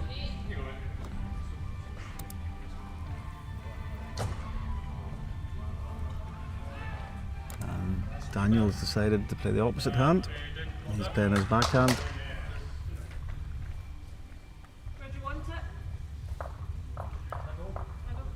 He just needs to stop.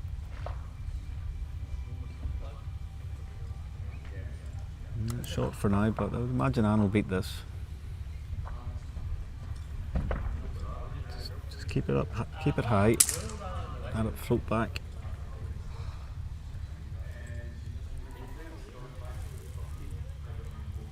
Yeah, she's just overcorrected, so a wee bit loose this match so far.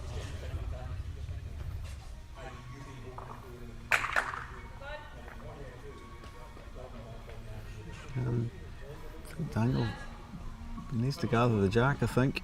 That's his only hope, because he's going through the head. Nice. Is this a game of one ball singles now? Yep.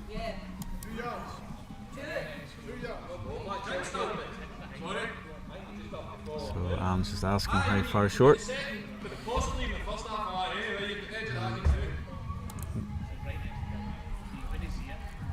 Definitely a better line. Just needs to stop. Yeah, it's going to run past as well. Is it going to stop in time? Ooh. Maybe just.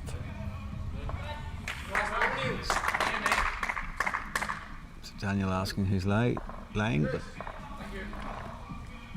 so Anne just got in with that last ball.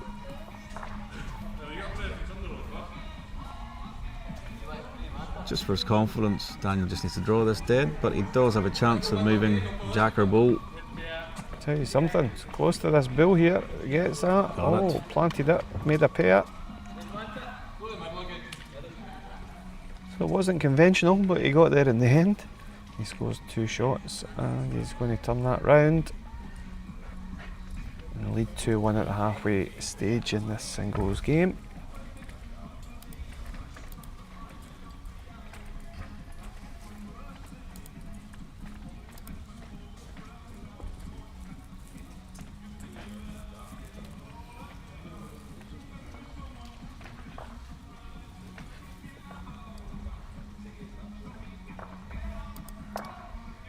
So we'll change the tic-tacs here, Johnny. Pulling the mat up. Yeah. Anne preferred the long jacks, so Daniel's changed the length dramatically. And it seems to be working, is it? He got the weight. Yeah, better open it.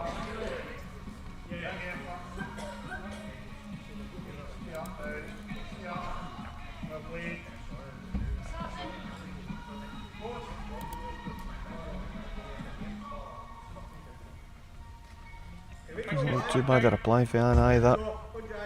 She needs the jack. She needs the jack. Oh, yeah, It's enough. good ball. So Daniel adds 1 yard. He'll definitely rest the back ball of Anne's. Decent enough road, I think he might have just played through it. Yeah. Yeah, it was his intention. Try and rest that. It's more of an outdoor shot, that, and shows maybe these short games you just play attacking. Yeah, you don't get much for being negative, to be fair.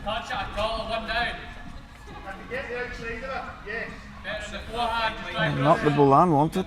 No. So Still an opportunity here. Can do what he did with his last delivery in the opposite direction. Rest that bull off, he can make a double. you can chance of the white as well. No, he's certainly down a tighter line. What's he going to get? He's got the ball.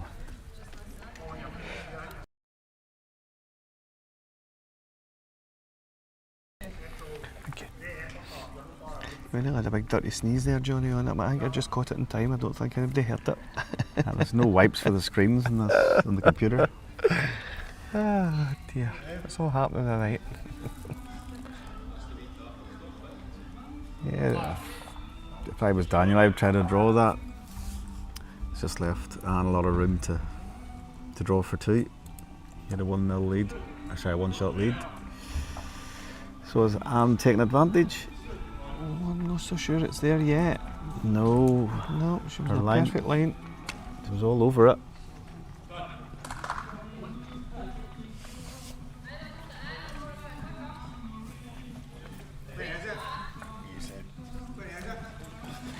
So it's going to tie things up. It's going to be 2 shots all as they go down the last end.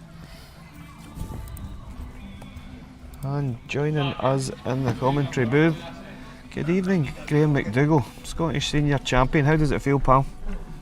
Oh, am I live now? Yeah, I don't need a headset or anything. You don't no? need no. No, We've got right, wireless mics now, so we're all hoping fancy now. everybody can hear you. If you just stuff. speak up loud enough, we'll be good. Oh, it's been a great weekend. Good weekend for the club. Obviously, Abby and Lennon went ever so close. But just really delighted to manage to go over the line yesterday. It was great. It was a good game. That streaming rink at Stirling, I have to say, was played very well. No excuses. 4 good hands on it. It was a pleasure to play it. So, no, I enjoyed the game and just try to take it all in now. I can see the celebrations haven't stopped. You have an alcoholic beverage on a Monday evening. Well, well, I had a few yesterday, obviously, and then I was at the dentist this morning. Oh. It's probably the first time at the dentist the patient has gassed the dentist. Very good. Very good. So I had to apologise to him, but I told him the circumstances. So he had my back. Good stuff. So we are Peels here playing the last end of this singles rubber, and throw down a pretty decent opener. Daniel just ever so slightly short. Yeah, Anne will need to try and turn this away from Daniel because he's been very attacking this singles game. Any ball looking to be turned, he's played with excessive weight.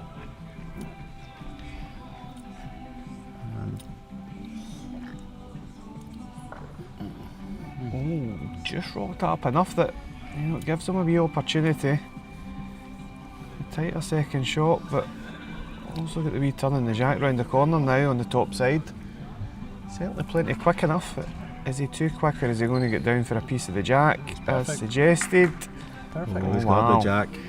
Great ball. Super. Yeah, as you can see from that angle, it is still living on the back of the green, but it's going to be difficult now for Anne. She's going to have to switch hands.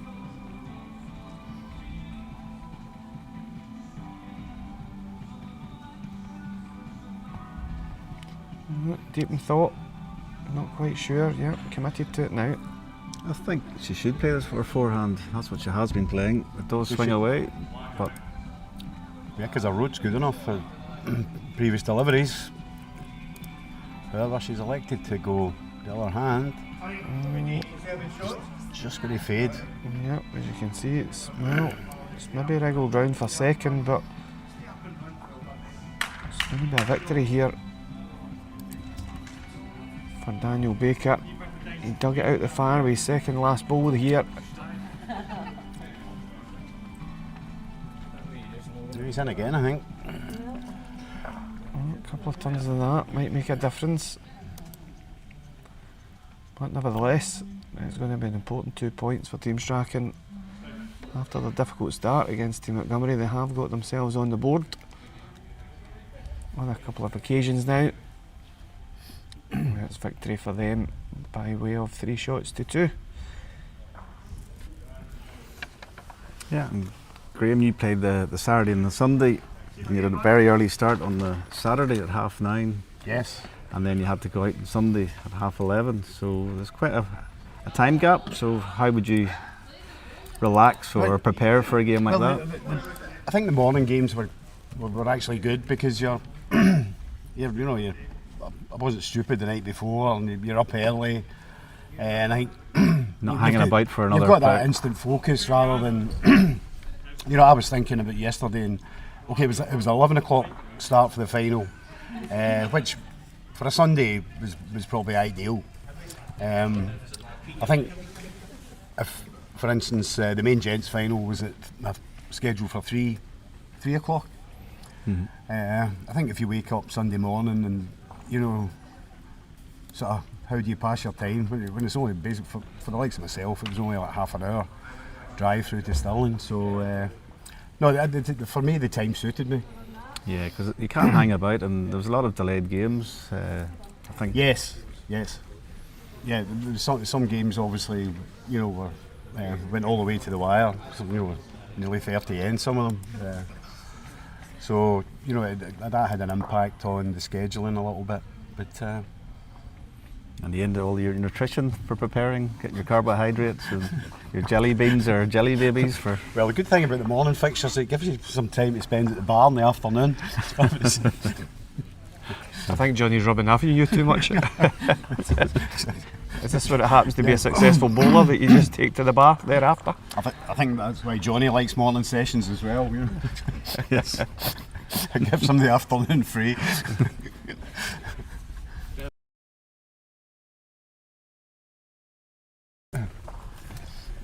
So who have we got next?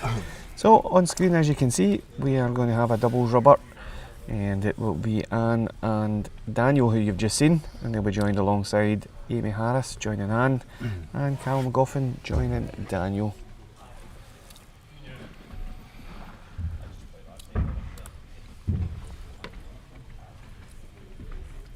So for those at home, Graham, that don't know, you do come from a line of great bowlers, shall we say. Your mum was a member here at the West of Scotland for many a year, and only remember in fact, and she was also very successful playing for Scotland on numerous occasions, as well as winning a Scottish title and British title. Yes. What year was that? I think they won. Ironically, the other two ladies were also from Mount Vernon Outdoor Club. Obviously, they were members in here. They won the Scottish triples, I think, 80-81, and then they won the Scottish triples again, 80. The following season. Yep. But they also did back-to-back British Isles. Yep. And believe it or not, the three of us go down to Hartlepool.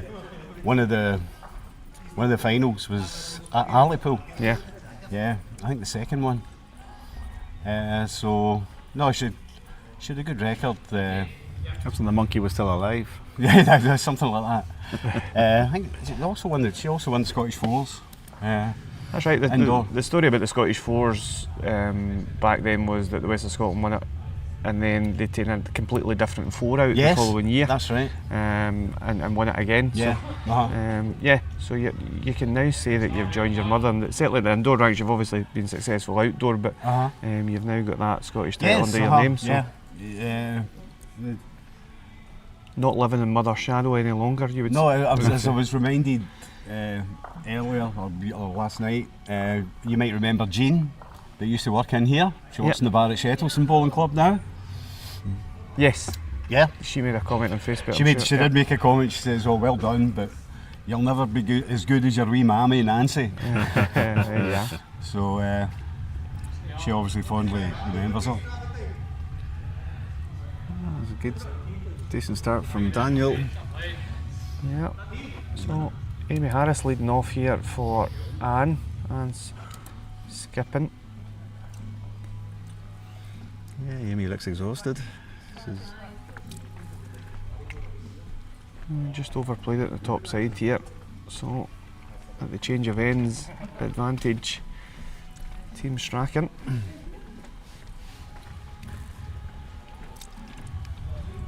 Yeah, My mother was also SIBA president, and that was back in the day when the president hosted the British Isles and national international series, and I remember well it was held in here. Yeah. So she was president at the time. I think that was mid-80s, maybe 85. Yep. She had been playing for the full international team, but because she was president that year, decided she would rule herself out in terms of playing. And playing.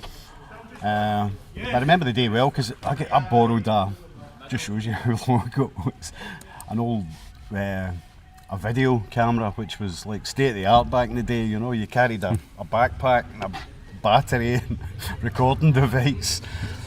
To illustrate how long ago it was, the Lord Provost was here, and the Lord Provost was Susan Baird. And it was some occasion in here. It was great. We actually had a stand. Yeah. Yeah. In fact, as I said earlier on in comms, Jerry Sullivan was in the building the other day, and we were just chatting back about things that he can remember, obviously being involved in the setup and stuff as well. Yeah. So we actually went through the record books and had a look. So you are right in saying it was the mid-80s. Yes. And that is the last time that we hosted I anything. certainly remember, and I obviously watched the British Isles. I can remember the ladies' British Isles winner that year was Marion Mangall from. She played, I think it was out at Coatbridge. Yeah, there was Coatbridge. Coatbridge, but obviously she was a member at Uddingston Outdoor Club. So I remember her winning, obviously to great delight, winning here in Scotland. Good stuff. So back at this match here, it was an expensive opening end for Team Connolly. And as we suggested earlier, after the slow start that Team Strachan have made, they have scored a few points just in the last couple of rounds. And they've got off to a flyer here in this pairs match. They scored a 3 there in opening end as we go down the second end. So it's just showing how impressive the victory was for Team Montgomery in the first session. But Team Connolly aren't able to replicate the same fortunes thus far.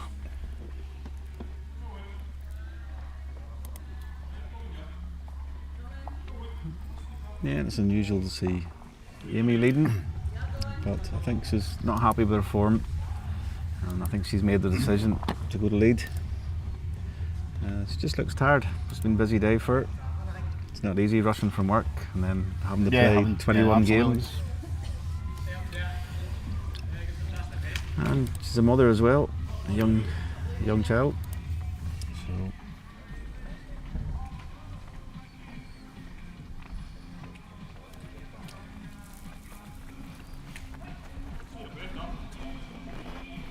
and just needs to swing. Yeah, better effort. A couple of feet short. Callum, he'll be playing the backhand. Nice wide draw.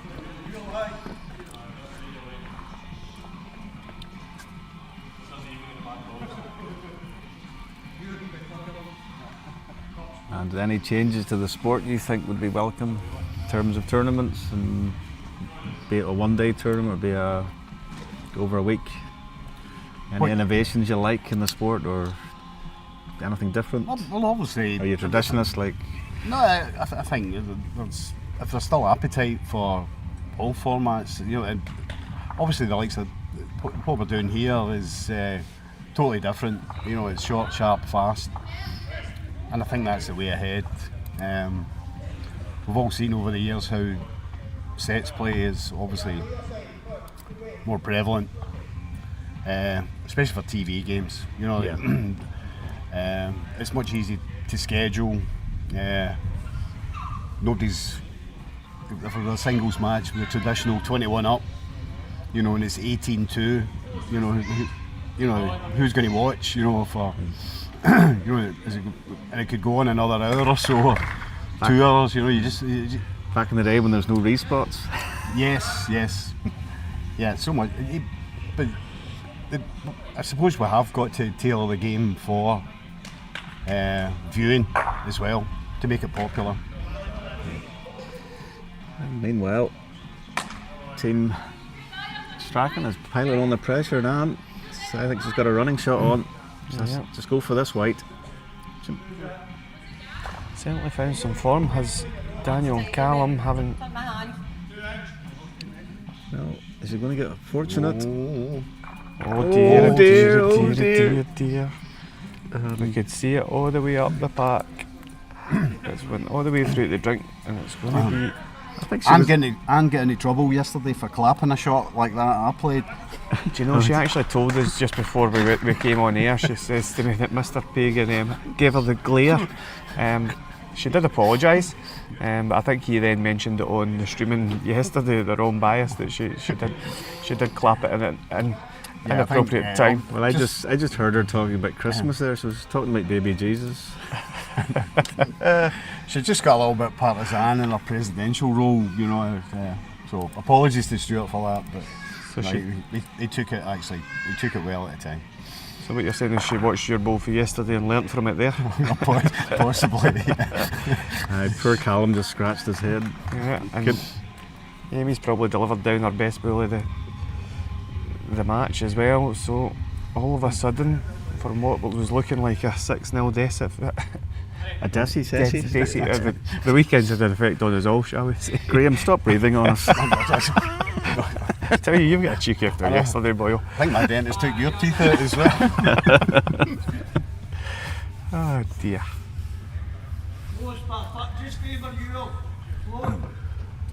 I always try and say you should never work live with wains and animals, but I don't know, you two are certainly making us work for it. Yep, not bad again, Amy. That's enough for now. Well, good ball with Daniel. We want to try and give Callum something to work with. He thinks it's better. And it does look better. He's all over it. Yeah. Maybe needs a wee touch just to hold himself in. Excellent ball. Yeah, very good. Very good. That's not so easy for Anne. That short bowl's in the way. She has to play a more difficult shot in this backhand. It's just such a hard shot, isn't it, with a yard or two of weight in that hand. So although you were discussing, Graham, about you know, there is opportunities for new formats, it was incredible to see. We know Richie well that does Wrong Bias podcast. He sort of started this whole ball rolling in terms of streaming things and stuff, but Yep. I mean, he managed to secure over 2,000 people watching live bowls in the country last Yes. night, which is a huge feat. Fantastic. I mean, you look at some football teams don't even get Oh, and you know, certainly. crowds of that proportion. So, no, him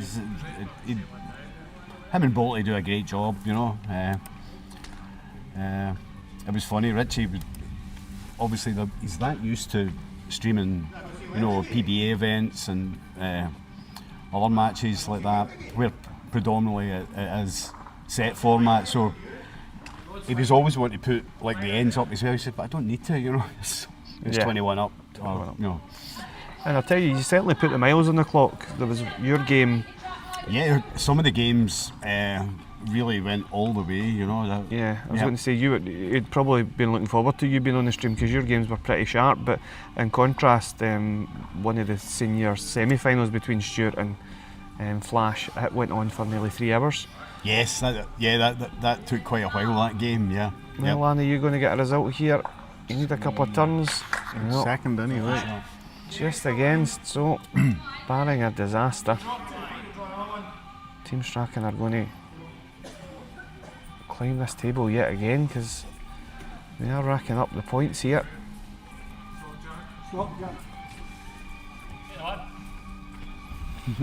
Yep, Change of mind from Callum. I was happy to stay away from it. Looks like I did get away. So it's going to be a 4-2 victory for Baker and Goffin, and they pick up a valuable 2 points. And all of a sudden, Team Conley, after looking okay after the first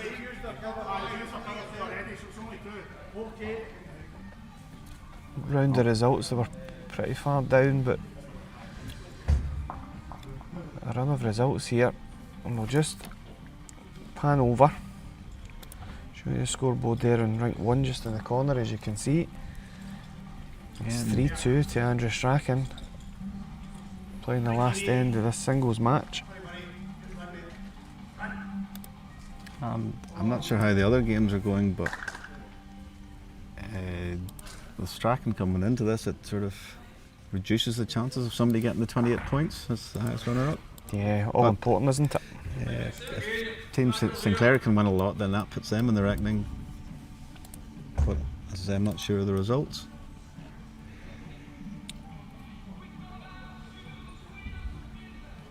Yeah, good start by Andrew Strachan. Yeah, very nice. Oh, gee whiz. Yep.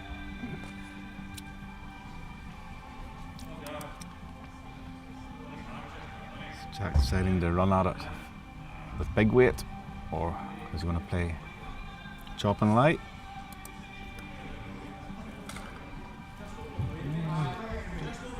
Just a bit too neat. Looks off. Good effort.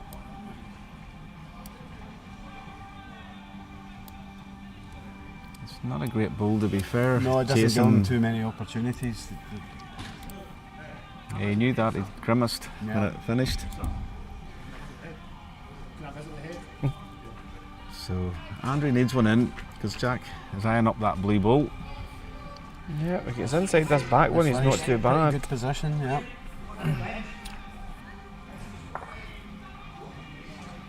Don't know if it's just far enough beyond. The camera angle is just slightly deceiving on it. Does look just a bit Jack high, but I think it's going to fall as well. Oh, it's my eye still moving. sounds. You're a glass eye one. Bring a tear to a glass eye. So Jack's going to have to come up with something special here. I don't see a direct play that Jack can move back to bring his back bull in. It looks as if it's going to trap on the side unless he goes big weight to sort of a kill it and put it in the spot, but then he'll leave lots of room, so it might just be the delicate chap and lie. Oh, he's made his mind up, playing the ditch side. He could edge off his front one, square the Jack back to his own. But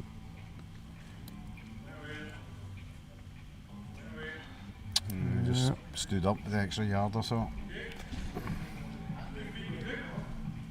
It's going to be very interesting when we come to look at the table after these rounds of results, because as we've seen, Team Strachan are going to score maximum points in this sort of a mini session, and depending on whether Team Montgomery have scored points against Team Sinclair, we might just see a few gaps at the top of the tree.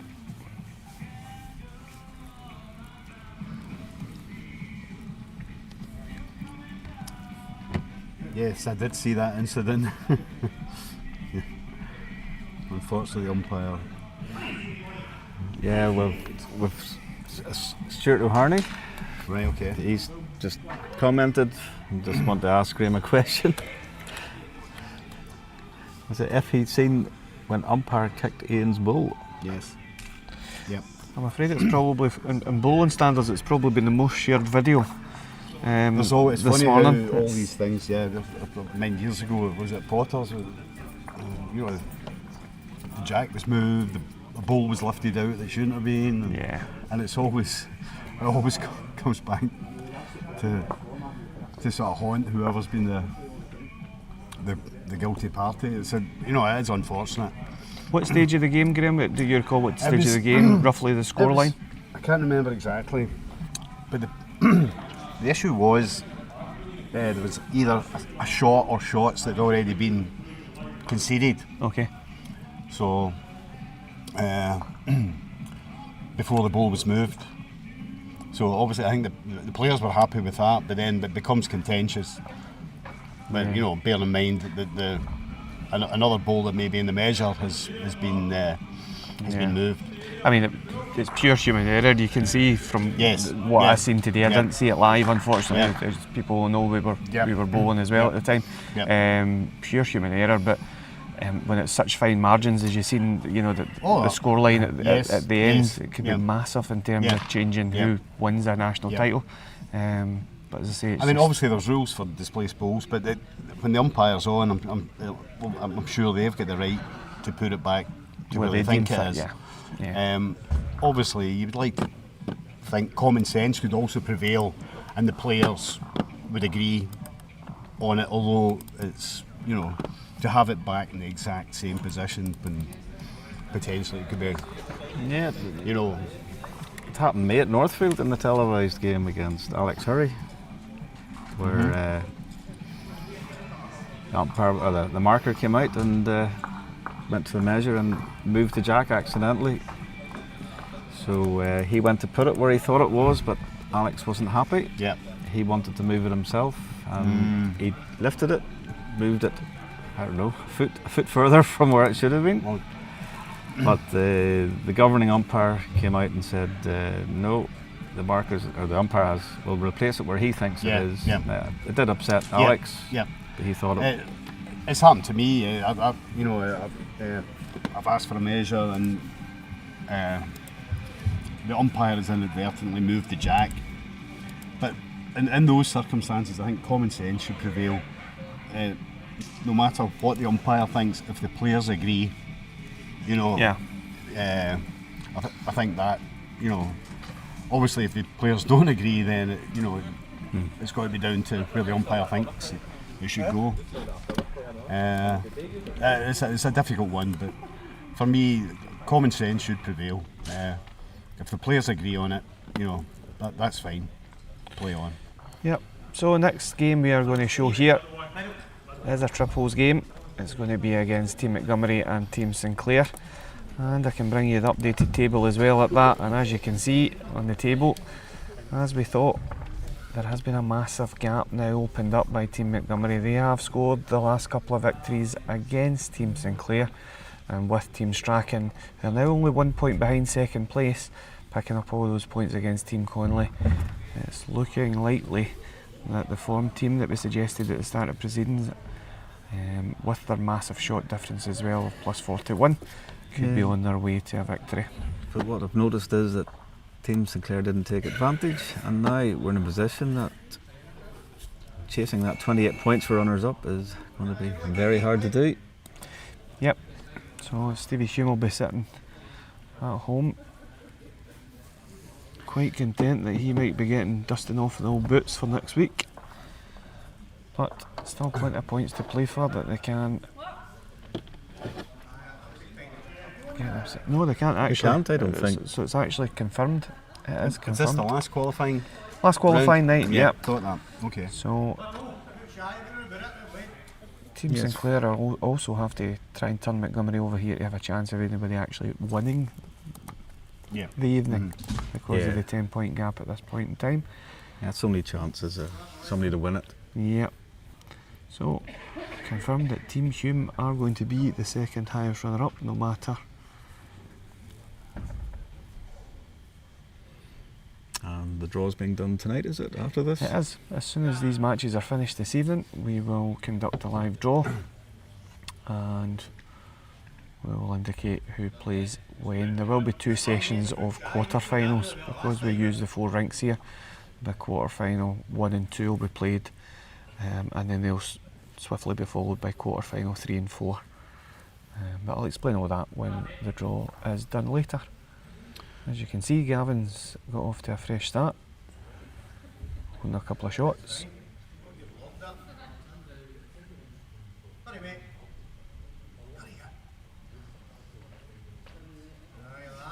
Jamie just a wee pound shy. Yeah, it might force Jack to change.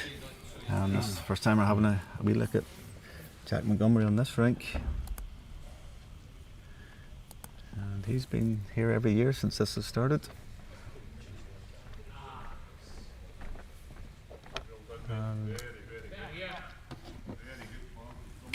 Some of the viewers at home indicated that the score was 14-10, 14-11 maybe, in the singles game when the incident happened.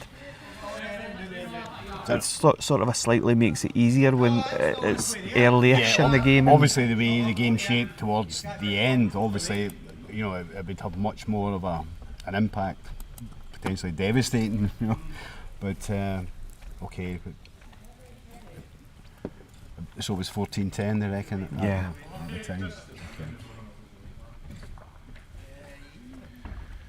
Okay. Well, Jamie's last ball, it's the right side of the head if Thomas decides to hit it on his backhand.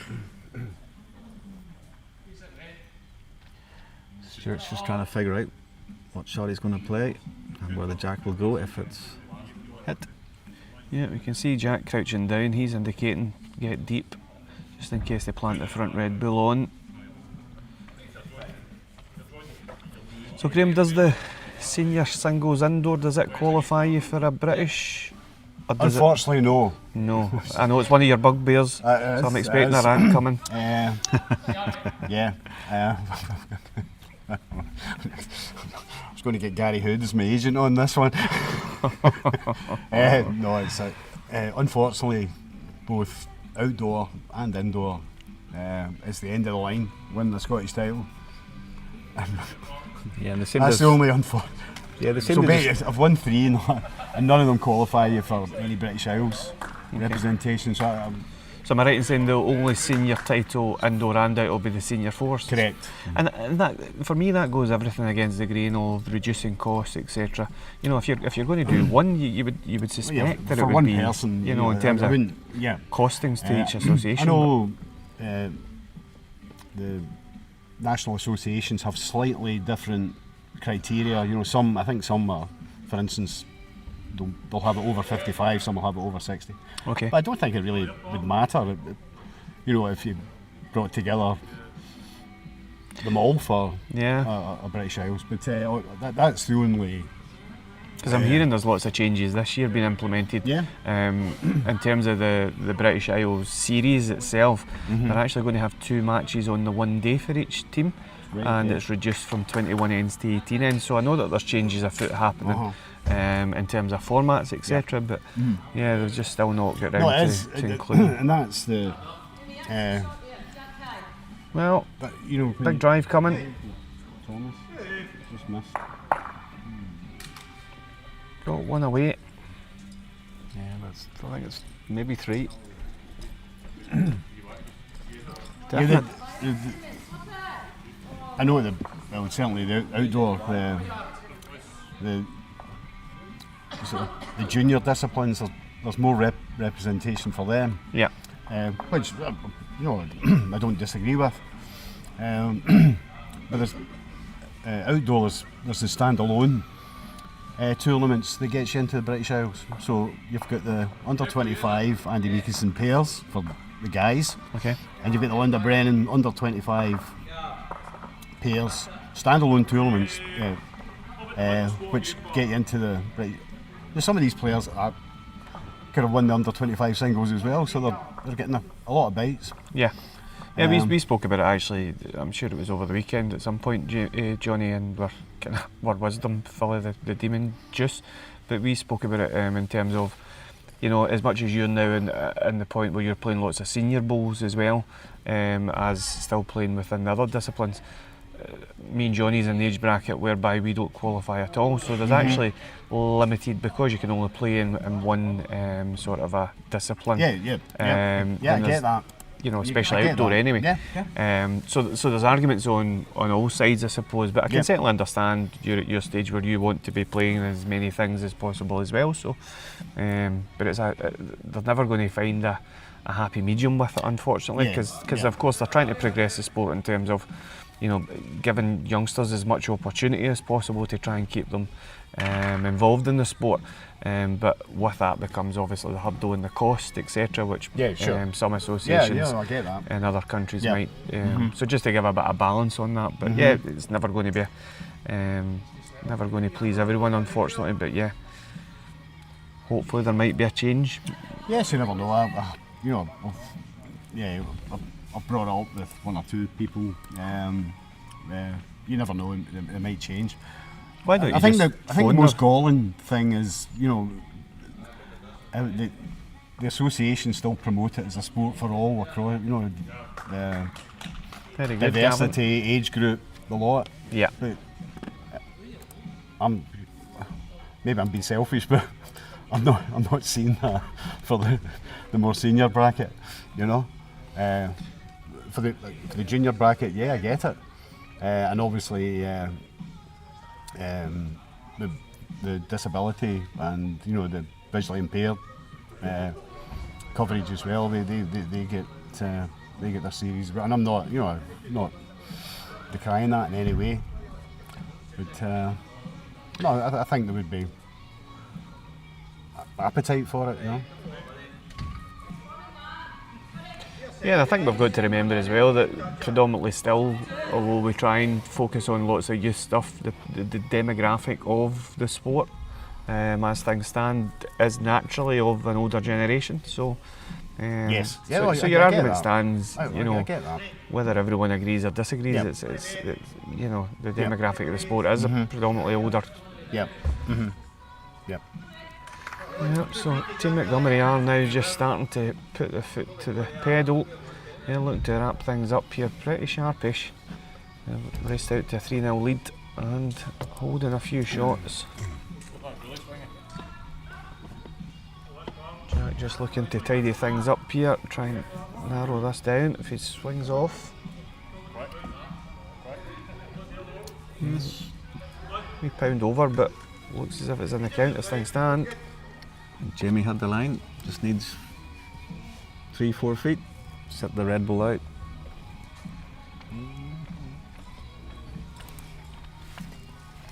No, it's the biggest bite yet. It's going to have to be on good weight. Thomas is urging it on. It's a big effort. Oh, he's just about He's done it. perfect. If he drops it down. Oh, Yeah, he's getting a clap. how did it not fall down, the Red Bull? Must be lead shot in it. Remember playing the short mat, and it was a wooden jack with lead at the bottom to stop it moving on the carpet. The old church halls those days back home. Short mats is a huge sport back then.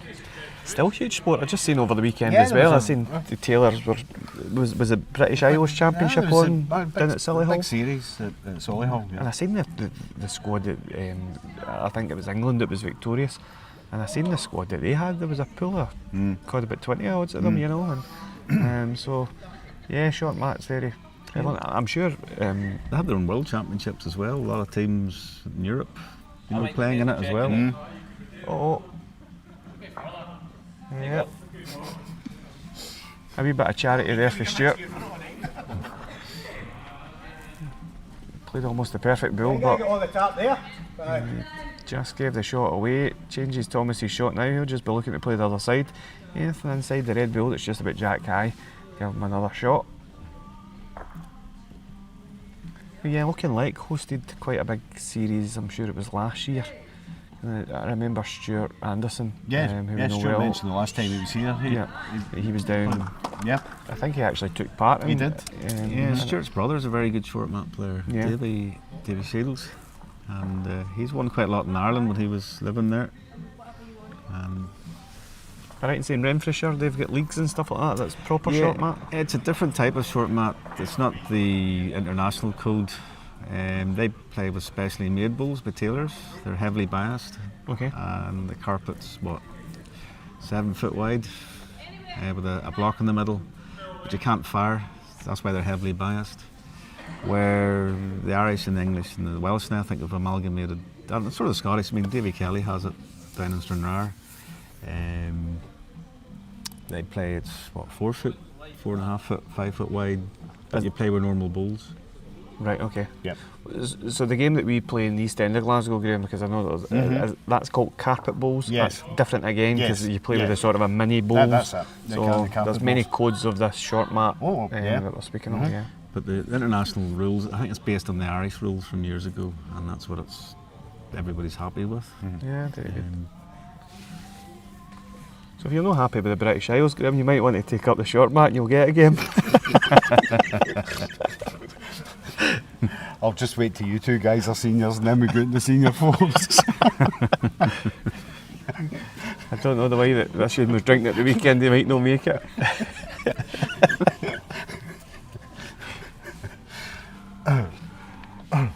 Self-embalmed.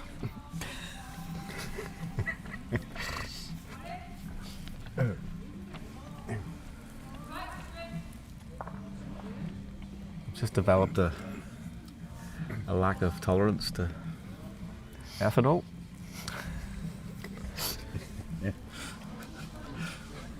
I think it's ethanol that Taking an intolerance to you. Is that why Moss Morn is shutting down now? Well making played. Fought down, you're good. Yeah, it's going on. Rachel going to said one. Yeah, good effort. But they keep themselves alive. It is going to be 3-1 going down the last end here. Any power plays? I don't know. Not up to date with that.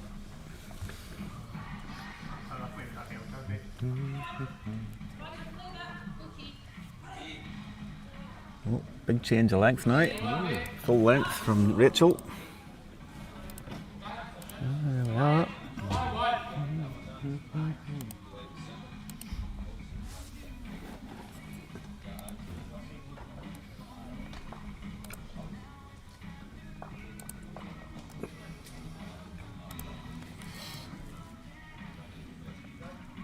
And it's there on a touch.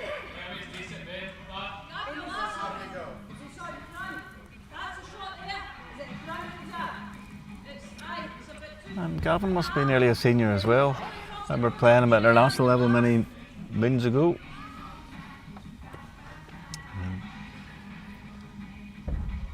He just took a wee break from bowls for about 6 years, I think, last time he told me. And he's come back. Yeah, he's a quality operator. He's shown that tonight. He's been very, very consistent. Always within a couple of feet of the white.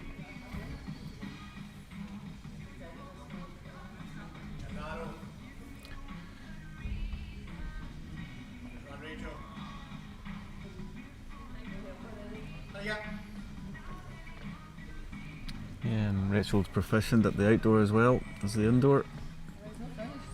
Yeah, we've just seen a squad come back, Johnny, from Hong Kong. You've been over there previously. You played in this competition as well, the Hong Kong Classic, is it, a Masters? Yeah, it was slightly different. We'd played 18 ends, 2 trials, 3 games in the one day.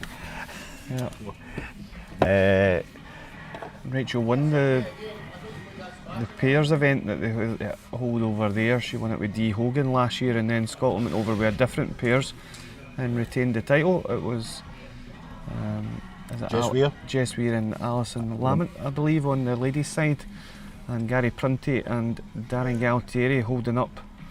Well, Ian McLean was in national duty here. Darren went back over, having won the title with Ian last year, and Gary Prunty joined up with him and managed to do the double. I believe that's only the second time ever that the pairs has went back home to the same country. The Philippines did it back way when, I don't know, but I was reading that this morning that they'd managed to do that, so it was only the second time that that's happened, that the same country's won both pairs events. Oh, both pairs? Yeah.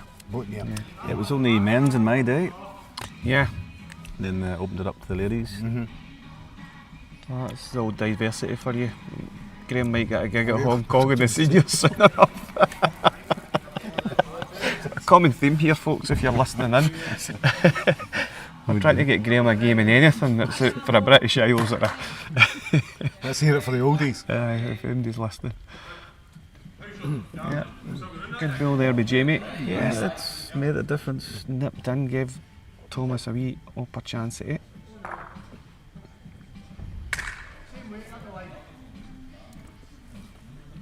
No, Jack's turned his back on that. Yeah, it's going to be tight. Right, big ball for Thomas. Can he add one? He needs 2 to win. An extra 2 shots to the one he's lying with. So, unless he's looking to turn the red ball out of the head, that would give him 3 or 4 shots. Yeah, they've only got kind of one in there. Rachel's 2 are looking around.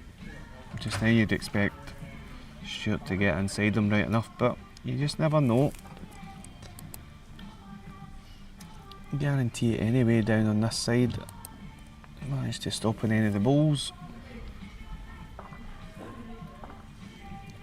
Needs to just run a wee touch, I think.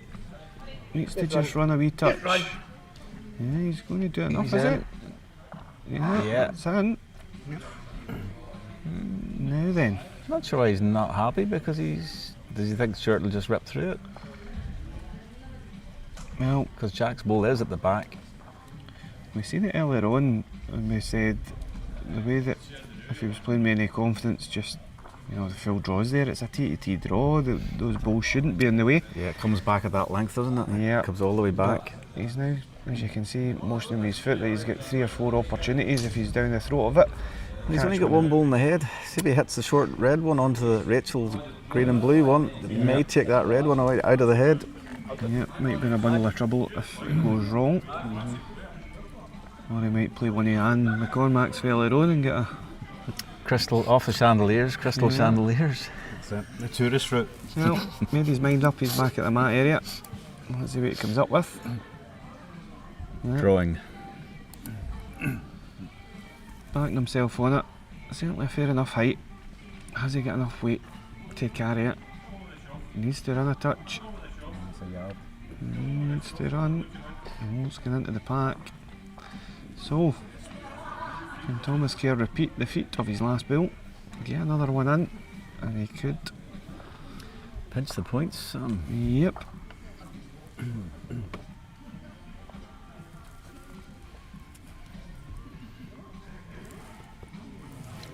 Just wants to play a senior shot, just dribble in.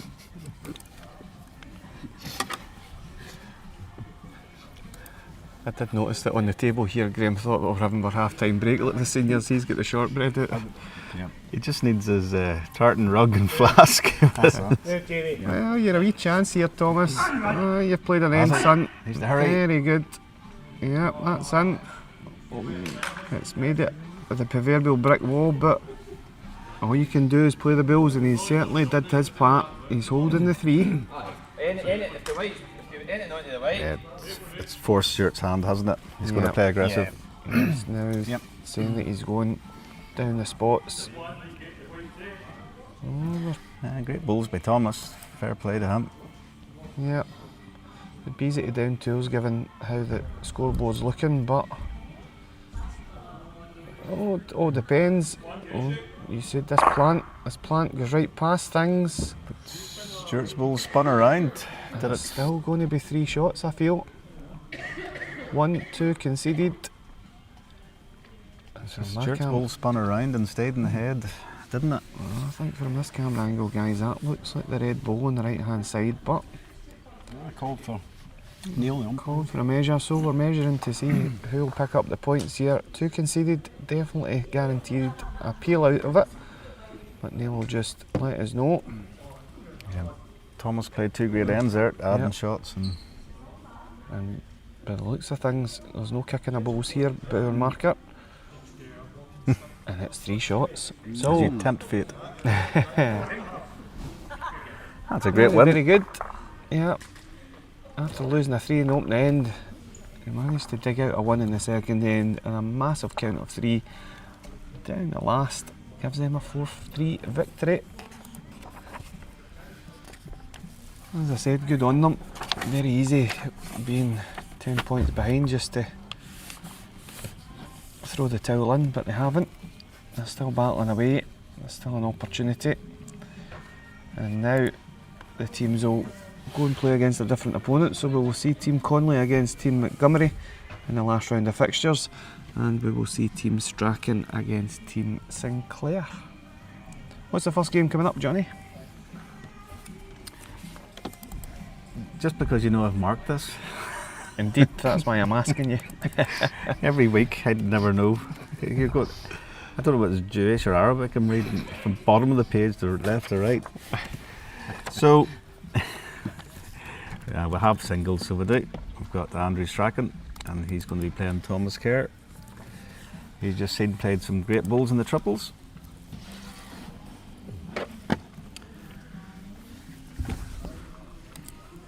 Right guys, you know I'm a senior, so I need to go for my Horlicks and my scone before I go to bed here. Well, thanks very much again, Graham, thanks for for joining us. Welcome. And once again, well done and a fantastic much. achievement. Thank you. I think the real reason he's leaving is because that Magners glass is empty and he's going to top it up. Horlicks and a scone, son. Senior. Asked him for the bottle of Moe, it's parked in the back. It's been there since 1979, since the last person that won a national title for the West of Scotland. Well, it's obviously a vintage one, it's not. That's on the gents side. Our ladies have been far superior in national stakes. But thanks again, pal. You're welcome. We'll catch up with you soon. Cheers now. Absolutely, cheers. So, we'll get back to it after catching up with Graham. As I say, we're moving forward into the third round of fixtures.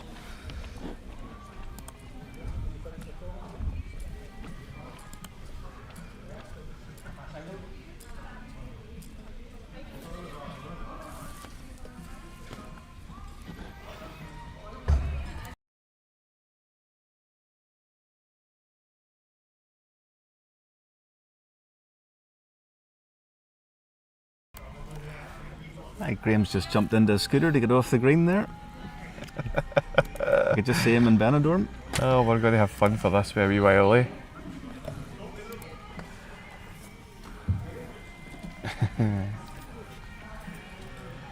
Right, so Andrew's going first.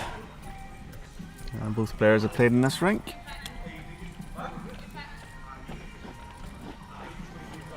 And our marker is Drew Wilson of Shettleston Bowling Club. That's outdoor, and he's a member here. And he's also selector for the seniors. Yes, indeed. We're talking about seniors. So, Johnny, I've just brought it up to date. As I say, we're having slight delays on the tables, unfortunately, this evening. It's not corresponding live, but there we are. After the 2 rounds of fixtures, the gap has narrowed to 9 points, so it is still possible. There is 14 points available in these fixtures. So, Team Conley, after sitting second spot after the opening round, had a disastrous match against Team Strachan. They didn't score a point. Oh. As you can see, Team Strachan, after getting whitewashed by Team Montgomery, then went on and whitewashed Team Conley. Unbelievable. So, it confirms that Team Hume are going to qualify as the higher runner-up, and barring a run from any of the teams in second, third or fourth here, it looks like Team Montgomery are favourites to get the job done. But never say never, stranger things have happened. Yeah, 2 indifferent bowls there from both players. More so from Thomas because he was just off the rink. A wee bit different for Andrew. He's been playing on another rink.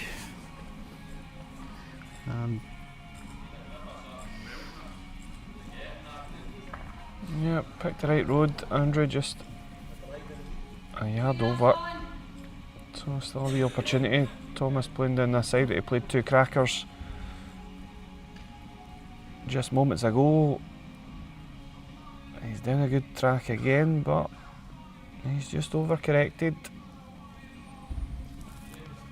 Yeah, and keep mentioning it all the time, don't we? It's 9:30 and perhaps the green just slows down a touch. Or they're just tired. Yep, you know, it goes without saying, it's 21 ends, 21 mini fixtures of bowls. You end up playing over 30 ends. Although only playing some ends 2 bowls, it is survival of the fittest. Have you worked out your steps? Maybe you could do that when you're playing in the finals. Well, I suppose it's only one game, isn't it? Oh, are you suggesting that I'll lose my quarter final next week? Is that what you're suggesting? Only joking.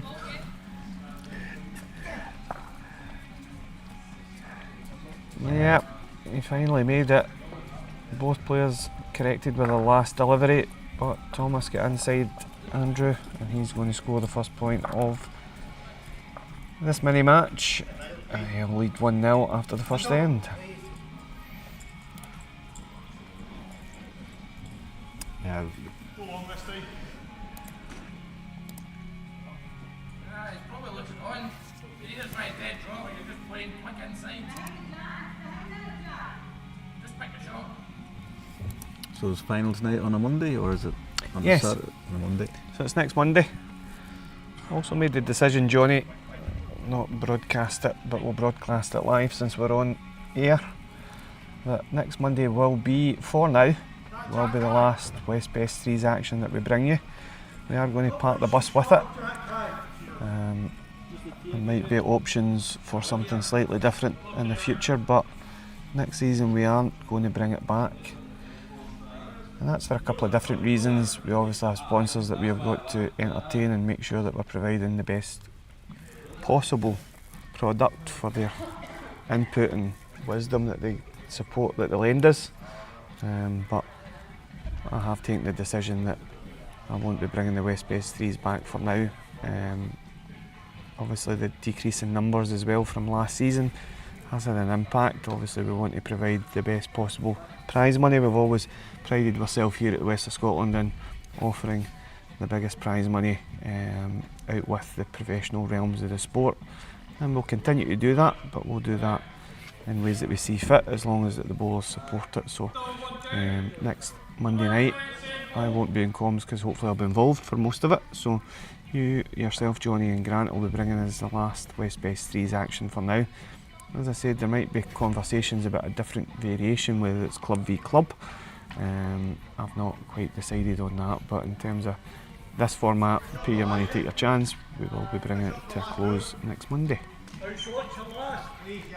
Yeah, and it's an awful lot of effort setting it up and running it, and I'm sure all of us that have played in it thank you, Sam, for all the efforts you've done to try and bring bowls to the viewers. And as you said, it's not finished yet. The other alternatives in the future. Yeah, well played, Thomas. Oh, just snuck across. It's left a bit of a target now, so expect weight here from Andrew. Get the back position. Yeah, he's Very going aggressive. down. Very close, you know. Very, very close. Clean white for clean. Oh, he's Oh, it's played a great one. stonker. Well played, sir. Good bowl. And he makes a pair. So it was staring down the barrel of a 3-0 deficit, but he pings that white straight back. And now he leads 2-1 after 2 ends.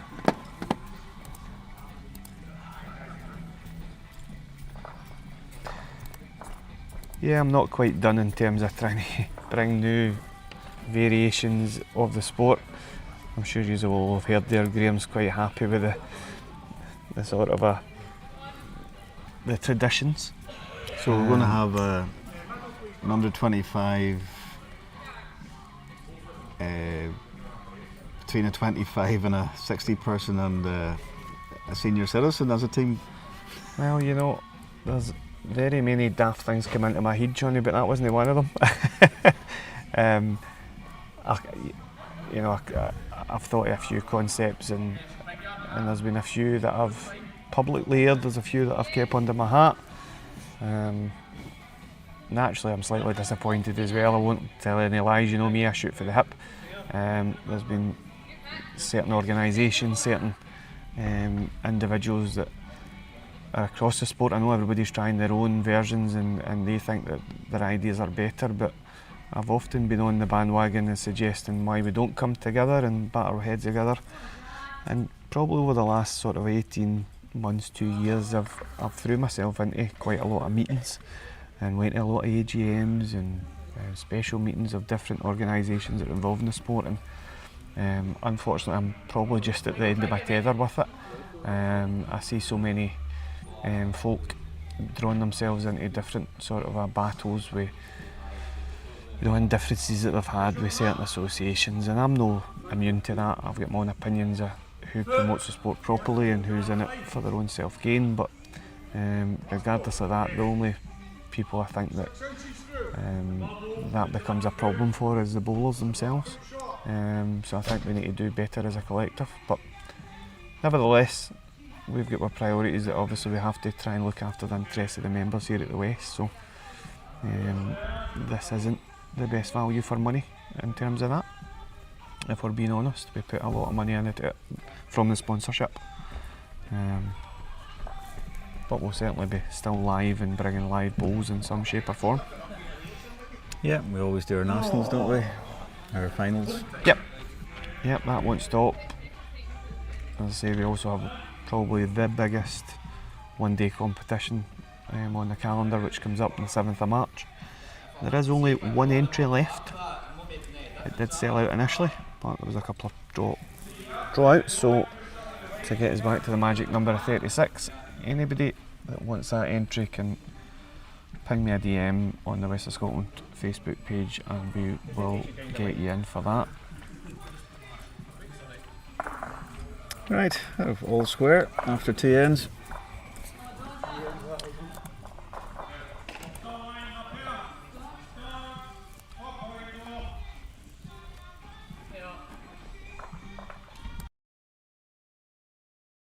Just missed the score, did we? Yep, they have played 3 ends, so this is going to be the last end.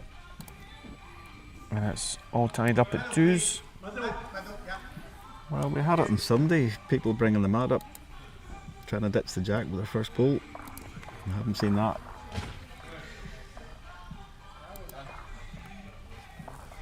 No.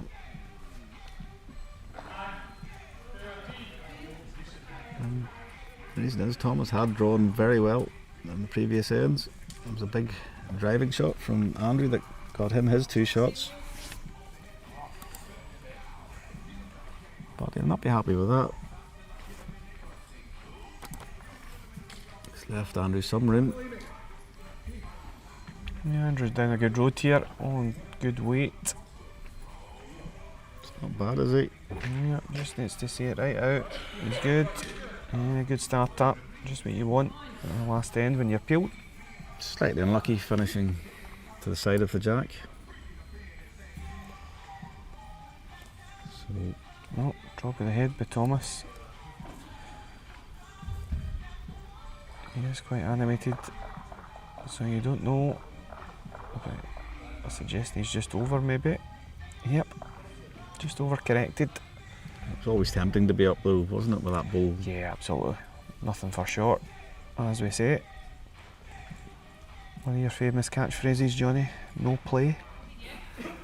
It won't go back in that direction. Just something one of my players that taught me jack high bowls are useless. Well, for now that almost jack high ball is holding sway. Rachel McCourt certainly in Team Thomas camp. Come on, Thomas. Well, if you ever needed him to play one, it's now, because the match is against him.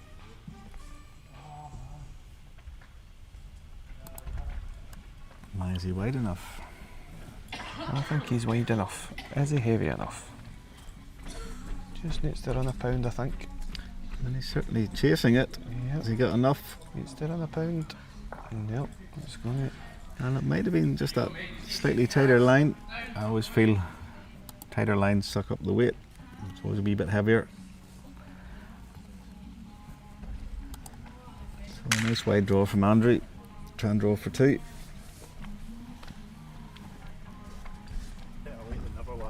Yeah. And he's played a good one there. Yeah, very good. Yeah, he did say to us in our direction, better late than never.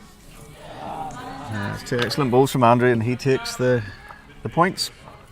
Yeah, good on them. It must have been difficult having been whitewashed in that first opening game to sort of G themselves up, because you know how difficult the format can be. You know, it's short, sharp, you put yourself under pressure to score 2 points, but I mean, by golly, they did it against Team Connolly. They went on a clean sweep, so yeah, well done them. So, nearly getting to the crunch time. So let's see what happened in the other games.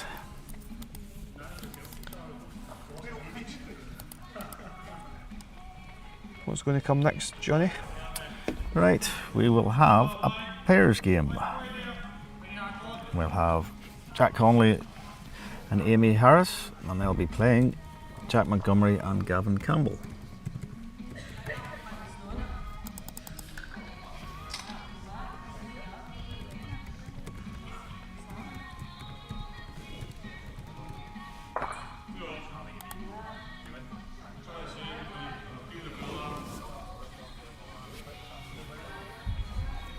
A lot of people sitting down. I think they must be feeling the effects of the night. That's where you need your jelly babies, your jelly beans, get that wee glucose boost.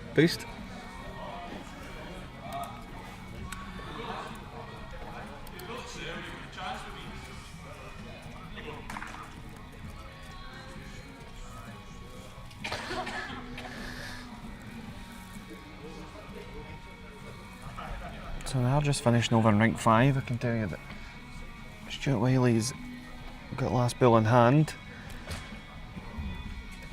But the shot is against him on the head. And he is trying to run the ball. What's he going to get? Oh, he didn't get the shot. Did he get the second shot?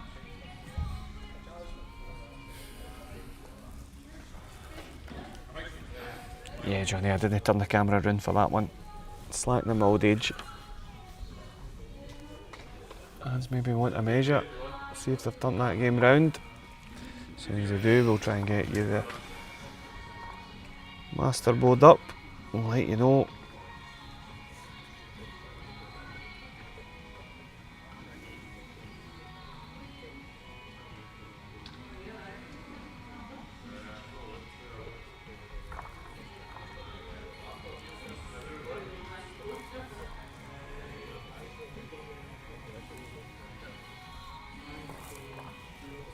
So I see all the Christmas decorations up in the club. I take it you were part of the gang setting them up, putting them up? No, I just provided it, Johnny. I have no interest. I will not be partaking in doing that in the house either. It's one of my pet hates. God almighty. That's why I thought I would mention it. Yeah. Let's pan the camera. As you can see, right through the window, you can see that thing glistening. If that was in my living room, I would freak out. Migraines. No a chance. No, I mean, it's very flashy. yes. Anybody that's been in the west of Scotland recently know that we've got a light fetish. of something that we can stick a light to, we'll do it. So, players are getting themselves to the rink. As I say, it's going to be a pairs game for Amy Harris and Jack Connolly. They are partners. Just bought their first house together as well, so they're making life decisions. Interesting to see how that affects their bowling. Two very talented bowlers. These wee life things come up, and sometimes it has a wee effect on your game. So interesting to see how they handle that. So we'll have Jack leading and Amy skipping. And Gavin, who's led most of his games, continues the lead. And then we've got Jack skipping.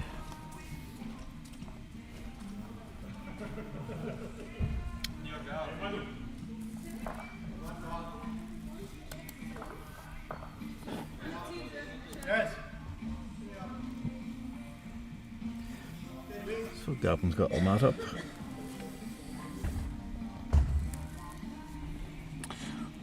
Well, folks, I'm just going to quickly pan across and show you this. And as you can see, there is only a 6-point gap all of a sudden.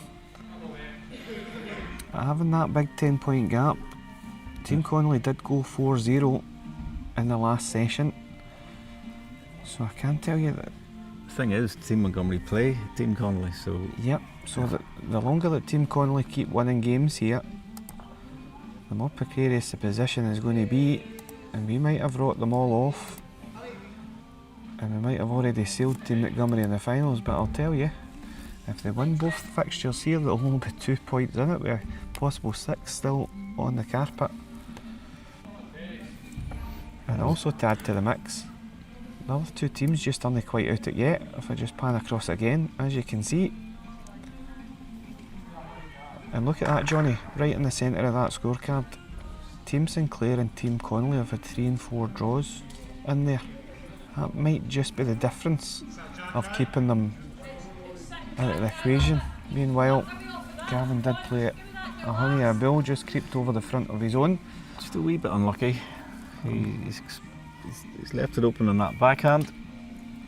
But Jack knows his forehand so well, he'll continue on it. Amy gets another ball in the head for Amy. He just needs to run a touch just to creep the front ones. But I think he's just left it. Doesn't want to come across the head here and block it. No. It shouldn't block the draw. I think Jack should be playing this backhand, take that shot away from Amy. Yeah, Even if he falls off Jack's front one, counts and covers.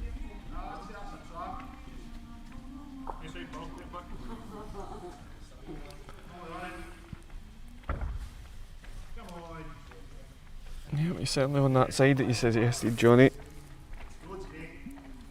Needs to just bite a touch. Yep, just held off, slightly over the weight.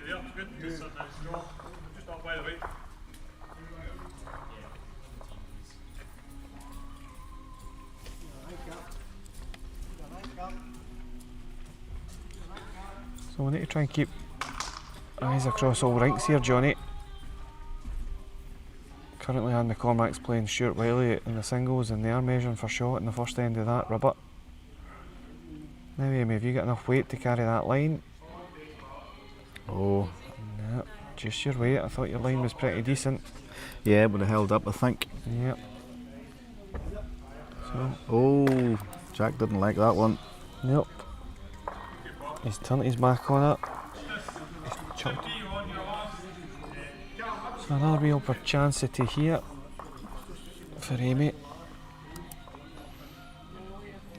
I think she must get it in terms of the match overall. Yep. She's just overplayed it as well. So it's going to be 2 shots. Campbell and Montgomery.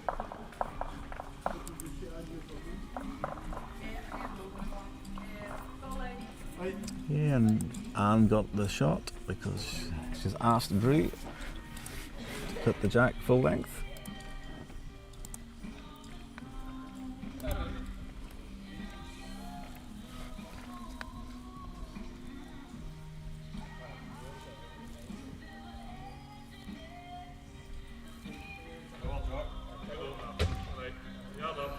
Well, it's not one of Gavin's best, so wee chance for Jack now.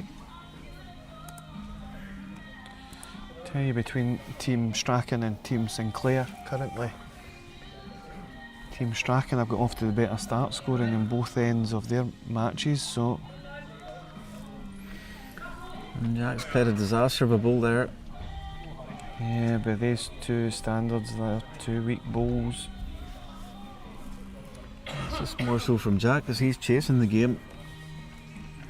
Gavin can afford a slip up or 2, but Jack can't. He must perform here in these 2 ends.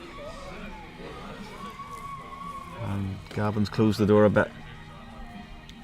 Jack can still draw that. Amy trying to encourage him there.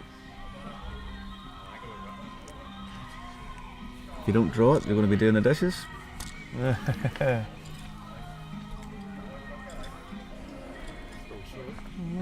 Still struggling.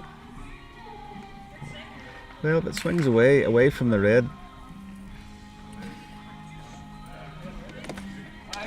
Yeah, it was still gaps there, but do you think there was a bit of complacency come into things? Do you think that happens when you're 10 points in front going into the last fixture? You say to yourself you only need to win a couple of games and that's you qualified. But all of a sudden, after losing the opening 2 fixtures of this last round, only 6 points in it. So As I said, it could well be that, or as I said, the pace of the carpet just slows down that half yard. yeah, And it's not bad, Jack.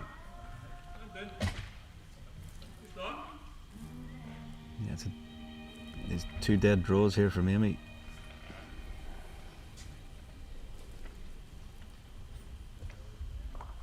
she's on the right track, but I think she's also just played through it.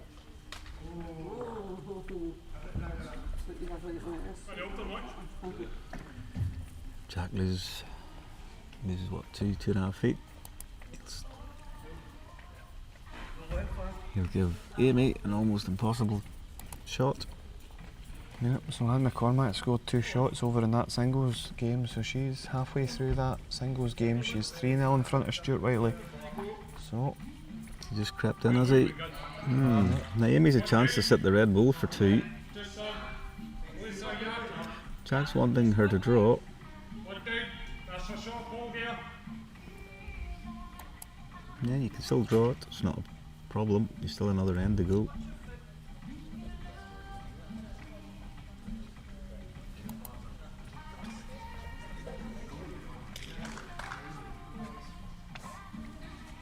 Still just quick as shit.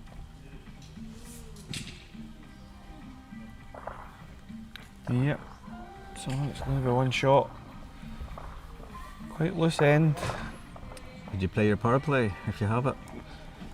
Well, they should What- probably still have it, shouldn't they? Given how early in the match it is. But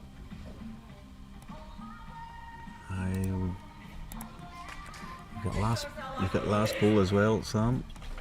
I think they should play it if they have it. yeah, these are two important fixtures because going 5 points behind. If it's on us even, if Anne manages to hold on to that singles, There'll be then 6 it's- points left after yeah, this, is so it? they would have to win both next fixtures and then win the triples to turn it over. So you might be right, it might have been the time. Gavin's a better opener this end, played particularly well in this direction. But it's time for Jack to step up if they've got any aspirations of trying to narrow this gap. He's definitely up here, isn't he? Yeah, maybe just overcompensated for being short his last two deliveries. One foot. Yes. Nah. Do you go matching bowls here, or do you just try and draw another one in, a better one? I think if he just draws a back knocker, anything inside Jack's bowl really. He waited quite a while there because Anne was playing on the other rink. Because Gavin's got his mat up. They would have clashed bowls. And there you go, not a great bowl from Gavin. Maybe that'd be delay, put him off. Just being 3-0 up. Just matching bowls would have been an option. No, Jack's not capitalised. No, Jack played really well the last time on this rink, but polar opposite in this game. Maybe he needs a jelly baby. Get that energy boost.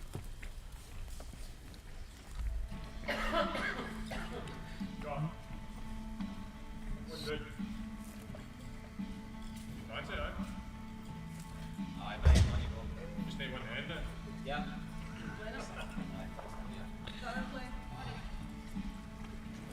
Okie dokie. So there was a quick conversation there just with Team Montgomery. Stuart Wiley did score 2 shots in that end, so he currently trails Anne McCormack by 3 shots to 2. And he's decided that he's going to use their power play over there. So if Stuart manages to score the end, he will secure 2 points over there. We'll keep you Aye. up to date. Amy has to go for the trail. Trail that, Jack. Not an easy shot, but it's her only option.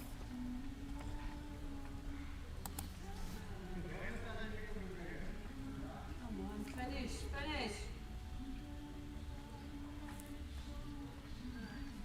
Well, Amy, you're not far away if you're drawing the first here. If it just gets up, yeah, it's enough. Yeah, but I don't think they're looking at the scoreboard.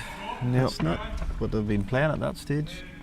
Yep. Maybe they've just given up the ghost. Maybe they don't think they have a chance.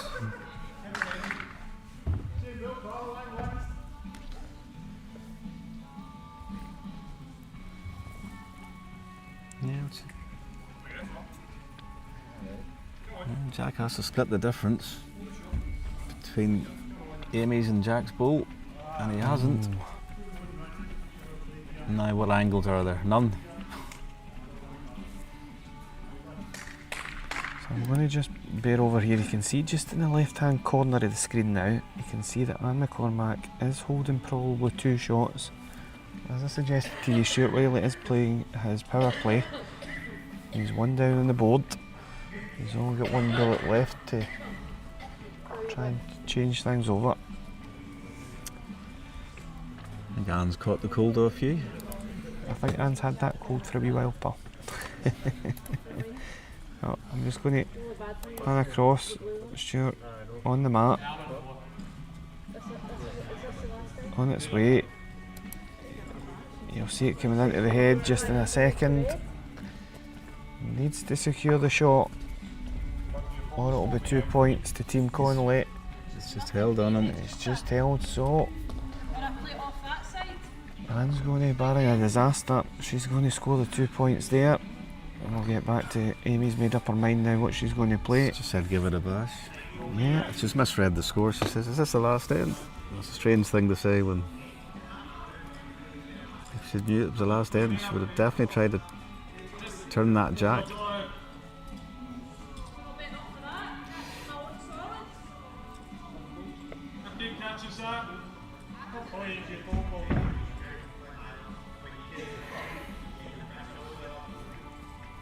well, she's playing a wee chip and charge. What's she going to get? She gets under that. Oh, 2 shots, but that's not enough. no, don't even think it is 2, maybe it might only be 1.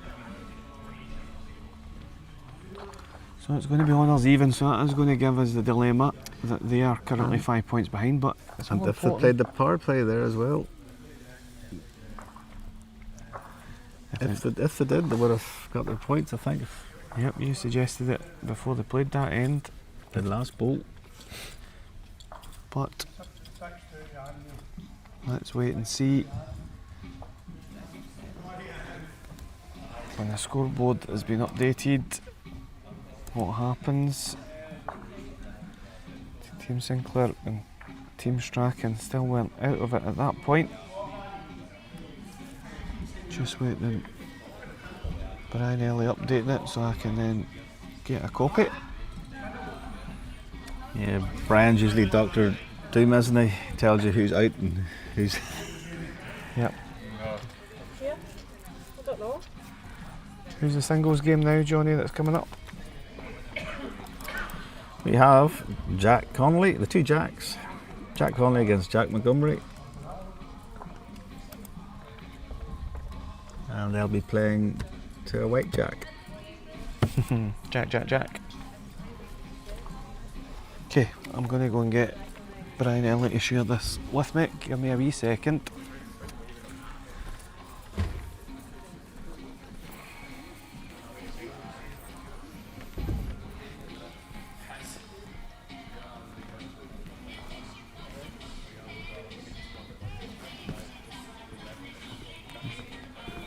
Have you shared it? Just said that. What did you? He began it. Done with Grant told me to. Right, I think they're just looking for their bulls. Jack has misplaced one of his. Cool. Going by his last game, it wasn't near the Jack.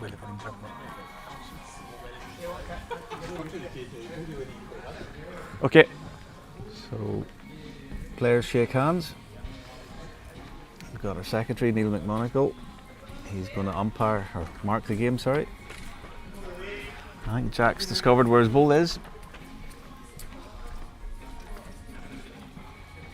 Maybe not. He's still looking.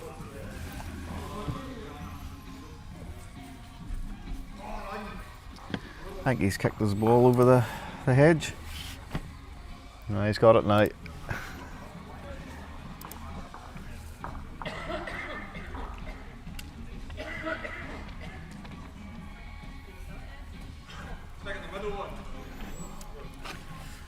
Right, so Jack Montgomery's going first, JM. And he's went for a middle jack, a middle spot, sorry, and Matt 2 metres up.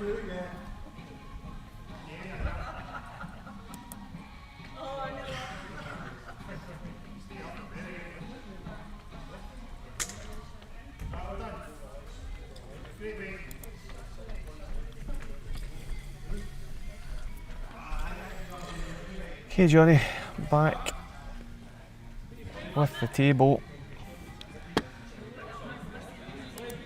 Brian was slightly delayed in updating the scores from the last round when we brought it to you. So here is the official live up to date, no confusions. The gap at the top is 6. Sinclair and Strachan cut each other's throat. Connolly trail by 6 points, and that means that they're Dormy 6. They can only concede 6 points now at this stage, but as you can see, that massive shots difference, Yeah, I think it's too much. 25.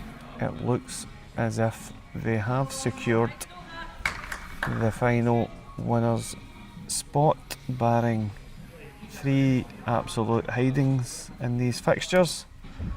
It looks like Team Montgomery will qualify.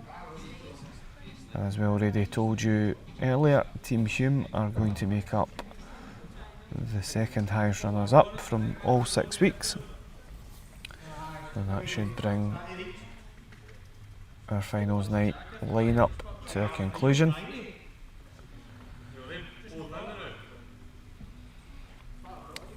That's not Jack. Jack was on the money earlier in the day or the evening.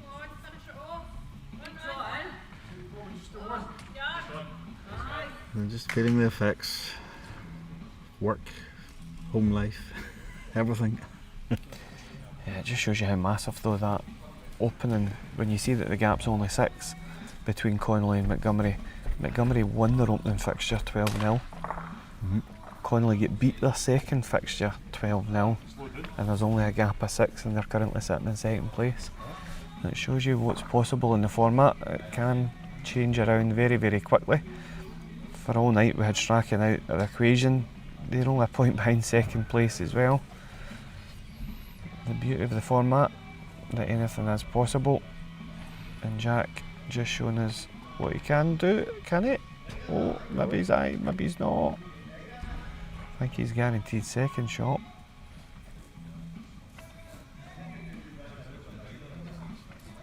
Yep.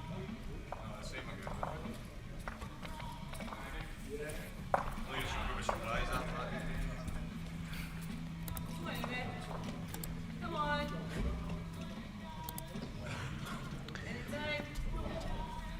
Play higher. So Montgomery scores 1.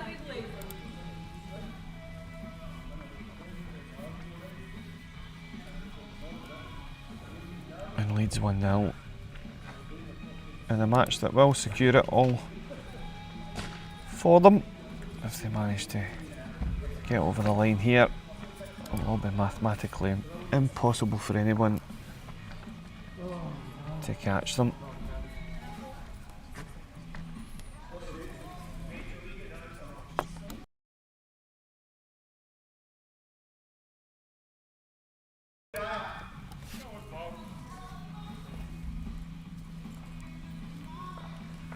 Right, can you finish with a flurry? He was nailing this hand earlier. Is he back to form? Better open that, that's for sure. You run into your good. Just a stop. Yeah. Anytime. What you got? Well, Jack, if you're good weight, it will come down to the bull, but you've just overplayed it. Definitely forward and it's tighter. Is G-Mac still here? Is it not past his bedtime? I thought it was.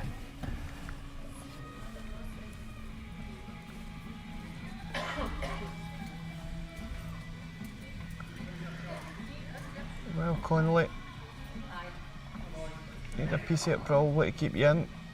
Oh, it wriggled a bit. I think it's in. Yeah. It's nice too. Just fell down.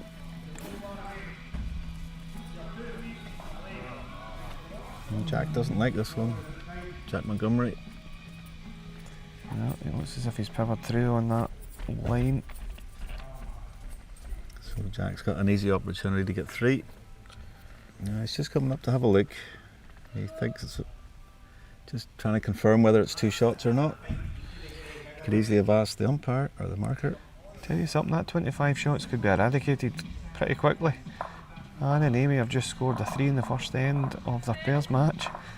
You do that another twice over, Yeah. and you just never know. It's a decent start as well. You're doing your Alfred Hitchcock. The suspense here. I'm trying to just keep everything entertaining. I thought you'd vertigo on Also trying to Saturday. do my wow, just trying to do my Carol Vorderman as well. Where's Cecil? Jack hasn't missed his opportunity. That's it. Yep. So 3 shots, and obviously because they're playing against Montgomery, That's you a know, swing of 6 shot. Sorry, 12. They've picked up a 3 in each of the games, so that's 6 shots you take. So they're gaining 6 and yeah, losing 6. So they're losing as I 6. say, if they manage to double it over again in terms of what it's at just now, it could be all very interesting if they keep this up. Let's see what happens though. Gavin put his ball in the ditch and Anne's laying 2 behind the Jack. Yeah, he's overcompensated. It's going to fall away as well over there. And I fancy Jack to see the singles out. Jack Conley to see the singles out now if he.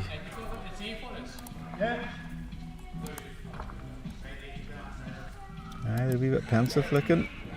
The pairing of Stuart and Gavin. And we're right in saying that Team Conley have still got a power play. I haven't heard them nominate it, so I would say they have. So all of a sudden you're saying to yourself, strike where the iron's hot. Well, they missed their opportunity in the previous game, I feel, but Yep. they'll have to play it. Well, it's a short delivery by Jack Montgomery, so another real opportunity for Conley to get in here and score another. But I think Jack Conley's dropped this halfway up the park, and that's been his problem. He's not found any sort of a consistency this evening for his own A game. He usually loves that long Jack in this direction that he's Yep. playing. Usually decorates it. Montgomery's certainly better weight. And I've Line's decent as well, that's going to be in for the winner. So all of a sudden they can breathe a wee bit.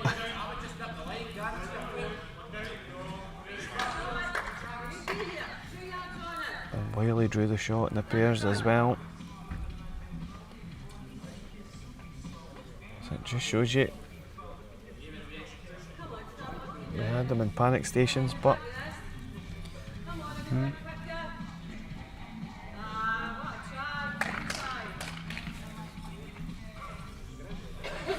Right, Mr. Connolly.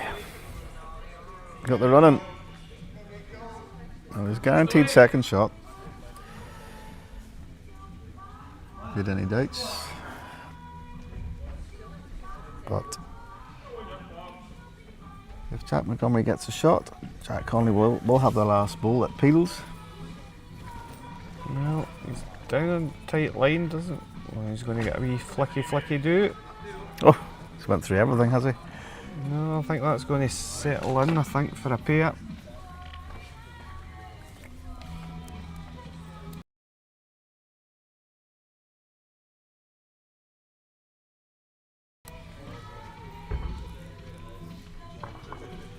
Yep, 2 shots confirmed there by Jack Conley, so Jack Montgomery ties it all up. More Jacks apiece. More 3 apiece. Right, is it? He's not sure where he wants. Jack Montgomery doesn't know where he wants this. In the middle again. Cheers.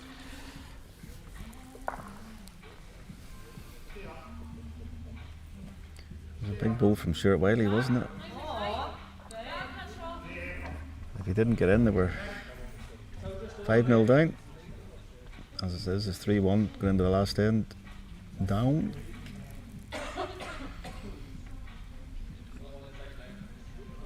Yeah, if nothing else, I'm sure Team Conley will still want to try and win both these fixtures and the triples to finish level in points with Team Montgomery.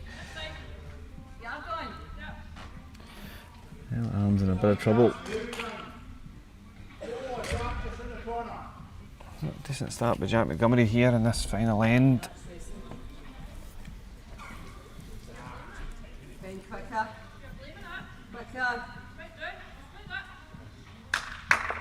Off, full of ball from Anne McCormick, and I know you viewers won't see it. Yeah, I'll just click over there now. You can just see in the right hand side, just behind Jack Montgomery. Anne's drew a honey over there when she was 2 against.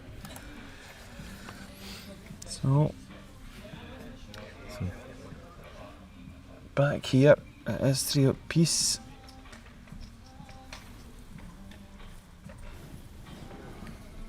There's still a wee chance here for Jack Conley. He's going to have to switch his hand. Yeah, there's a wee sigh from Jack. He wanted to play his forehand, but that last ball, I think it's stopping him. I think the percentage is the other side. No. Yeah, he's finally made the decision to switch over.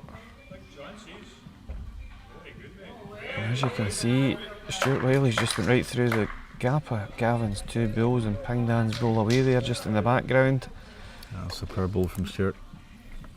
So they've been asked all the questions and they're coming up with all the answers. And Jack's put the pressure on now. Little Jack ball. Conley's played a beauty up here as well. See, what's wrong with that hand, Jack? They're going blow for blow. They're all digging in, trying to do their bit. What's the gap between the Jack and the bull? Jack Montgomery can flick that ball away and leave Jack, what, less than 2 feet? Yep, Just go for the match. Pan back across again.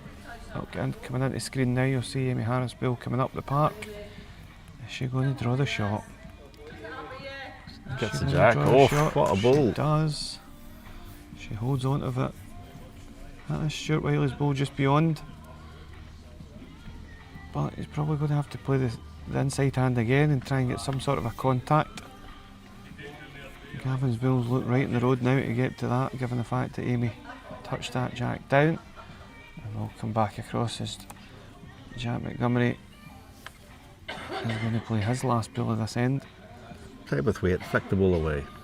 Match against. I suppose the only danger is, Johnny, that he does that. He might bring Jack Conley's other back ball into it.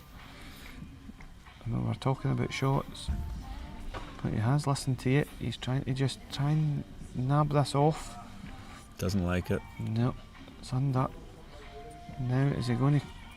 Ooh, You think he was going to back clip that in? No, I thought he was going to take that one away, which might give Jack Conley play to score the full house. Well, we'll get back across and I'll look down because Stuart Wiley's playing his ball, just coming into your view now. Is it close? Always close. They like it. Oh, what an effort. What an effort. So, it's going to be the full 4 points. Yeah, but Amy will still want to add another shot because of the shot difference. Yep. It's whether she's aware of that or not, I'm not sure.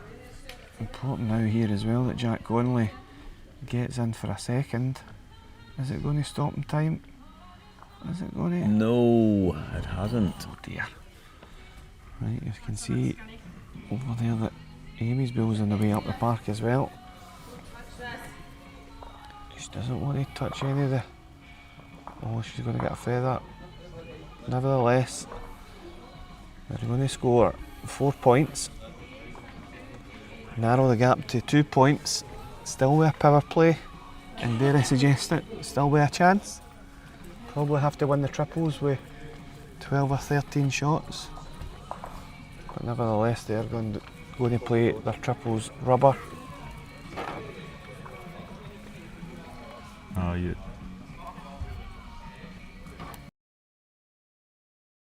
Triple side. I'm going to ask both the other teams if they will play their triples over by, because they are out of contention. Because the only team that can catch Team Montgomery is going to be Team Conley, so I'm going to ask them to play on the streaming rink. Our roving reporter with his mic. Hold on a wee second. Brian. Change your triples, the only team that can catch is Team Conley, yeah? Okay, so rink 5 for those guys in rink 2. Yeah, okay, thank you. Yeah. The only team that can catch them is Team Conley. So we're going to swap the triples round if that's okay. Thank you. Yes. So I'm sure everybody heard that at home because can switch these mics off. The only team that can catch. Can he switch you off? No, that's true.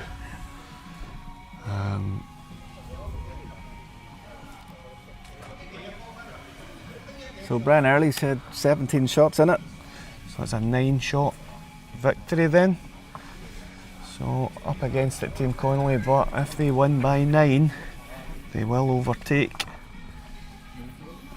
And I'll just wait until Brian updates the master. Know whether they played their power play or not. That's the one thing we don't know. I don't think they have. I know Team...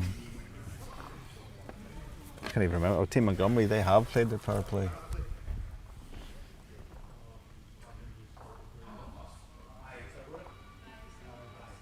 Yeah, I just heard Amy saying she's still got her power play. And the opposition doesn't. And we've seen the week that Sam qualified.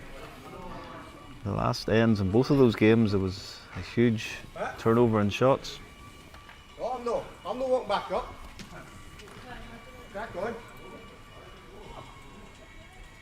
Where you on it? I'll leave it there. We'll get that in. Yeah, so all the teams have agreed to That's Stevie's line. switch rinks, just so we can show you the game that matters in terms of the big table. Stevie, you better hurry up. And I think they're still trying to work out what they need, but Brian Early has told them what they need.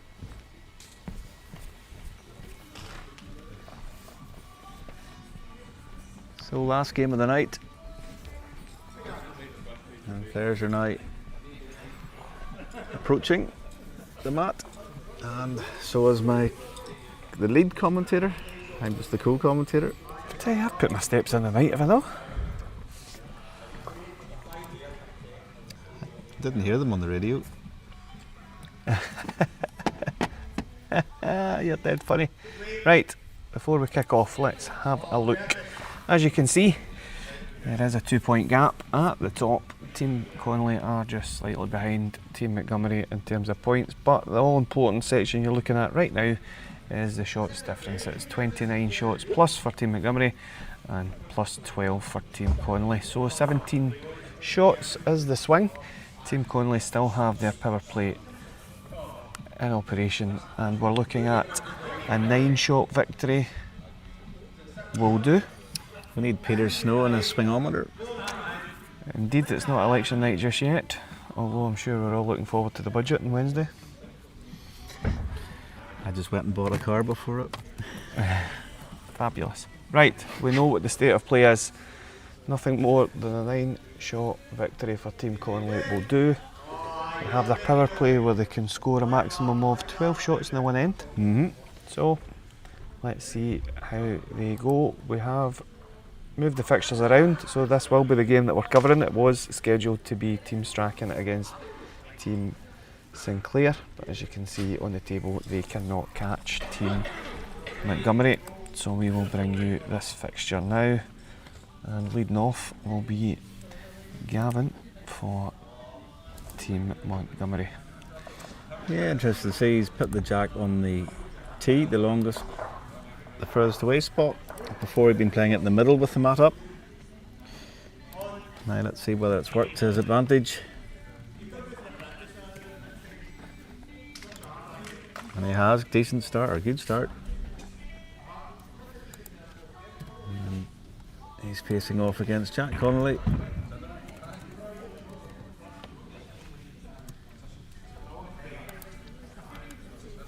And Jack struggled in this direction in his last game.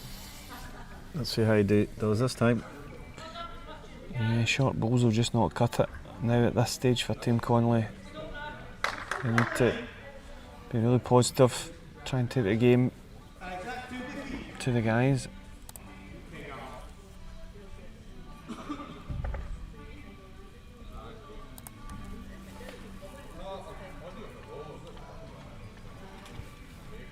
Oh, Gavin, You're doing a decent track again. Yep. Man of experience, just trying to settle everybody down. Show everybody who's in charge. Oh, you switch. You play down there. I play down there. You turn yours over. Good. Well, the calls came from Amy to switch over, play the other side.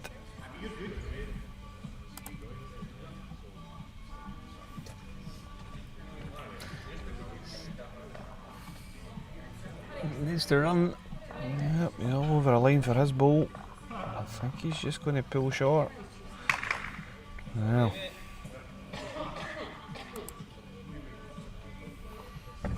Jack's playing the forehand, but there might have been a. Well, he might go into a good position here if he swings across and blocks the backhand shot. yep, that's exactly what it's going to do. No, he's still there. Still there for Ant.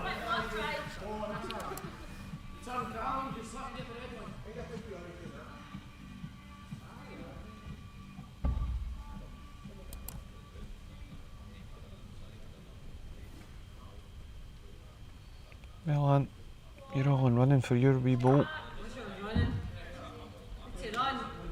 What ball does Anne play with?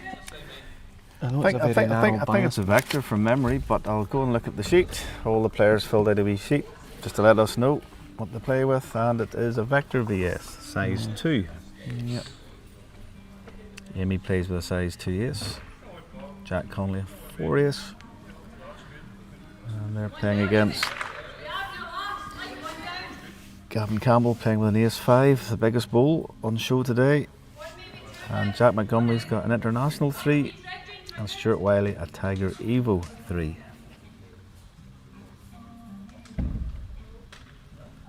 It used to be size 5 was the common size of bowl. Now there's very few about.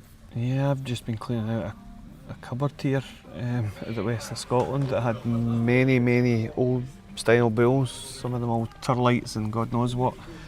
I'll tell you something, trying to pick half of them up was a task in its own. There was a size 7 in there. Yeah, it was the old David Bryant days, wasn't Did they make them different? I mean, human beings, did they make them different in those days? How on earth anybody could Todd Dame for a 4-hour match, I'll never know. Big Robert Moles, is he playing with 6s at the moment? No, I think he's come down. Has he come a down a couple size? since, yeah. Yeah, Anyway. Robert, on this grass especially, played with big monsters. No. Amy still has a chance. I don't see why she's not playing.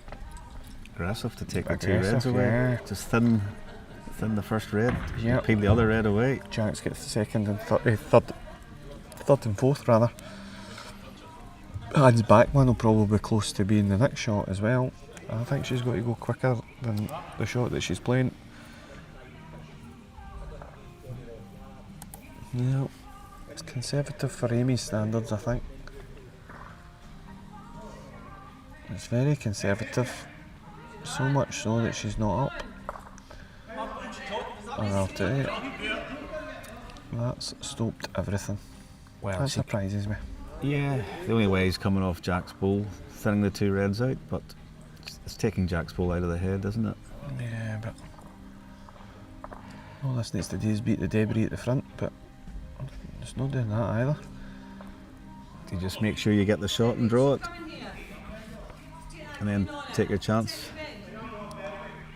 I'm sorry, but I think the shot call here is completely wrong. I think, like you, Johnny, it should be an inside the edge off of Jack's. Sacrifice that one to score the 3 next shots.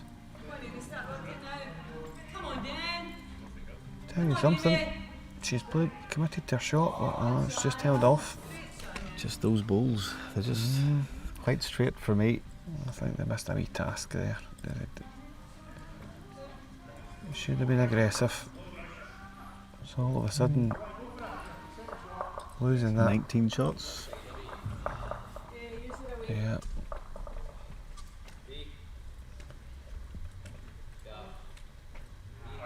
So that's it over. And it's No, 19 we've shots. Still got that power play, remember. So that's 12. 12 and 6, that's 18. Yeah, but remember, for everything that Conley scores, they lose. I'll keep you right. It's still very much possible. It just means that they will have to get to 11. So in 2 ends, they need to score 11 shots. They're holding on to their power play. I don't understand why, because they've got last bull in this end. So it's probably the most effective time to use it, because if they do score any shots in this end, they won't have the last bull in the last. Good start from Jack. Yeah, better opening bull.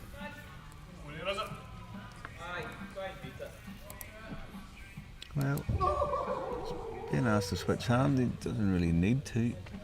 Just consolidate the head.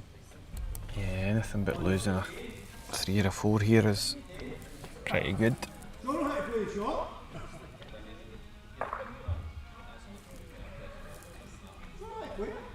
Not too bad. Yeah.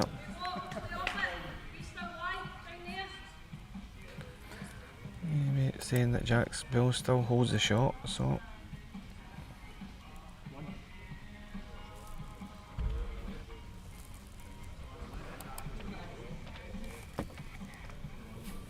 Well, all over the track.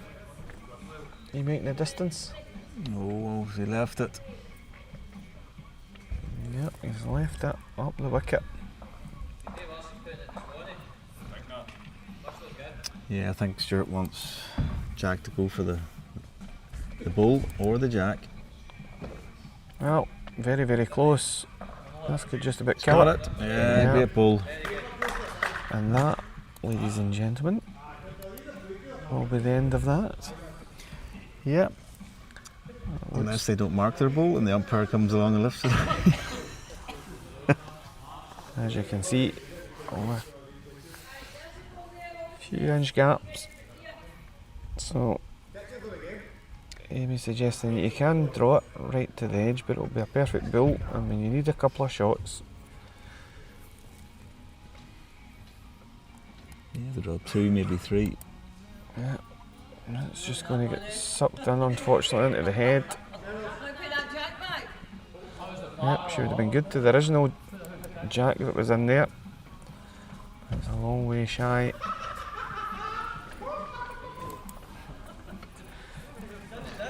And as you can hear, a wee bit of fun going over on rank number 5 between the other 2 teams. Yeah, I thought it was Chicken Run, that movie. Yeah. 2 yards, Amy. 2. Yard in your last. You say 2 then. Right yard in your last.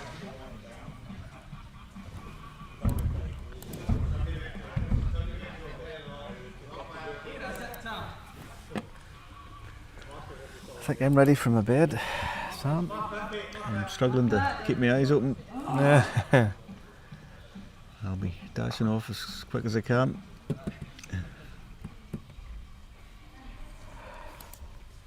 My alarm goes at 5:30. Lovely jubbly. Well, reminder to the viewers, we will be doing the live draw for the quarterfinals straight after this match. Johnny might not hang around for that, however, if you want to see who will be playing who in the finals night, next Monday night, hang around at the conclusion of this.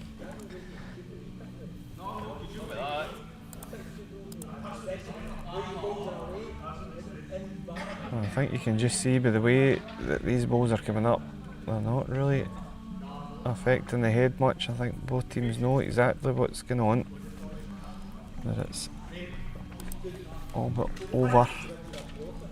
A dead rubber, nearly.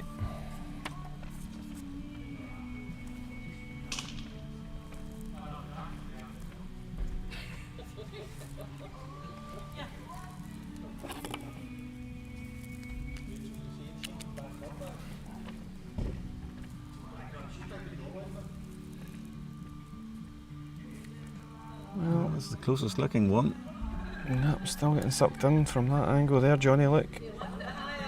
Okay, play me out at the tee. Nobody's get close to the drink. Apart from you. Well, shit.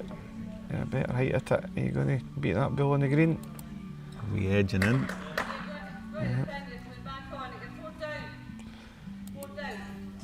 And suggesting you're 4 down. You there.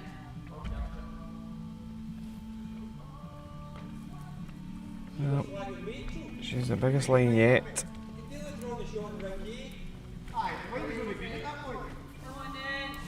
Come on, slap this. Round the Oh, eye. plenty of shouting from Anne for a final flurry, but So, it's going to be 3 to Team Montgomery.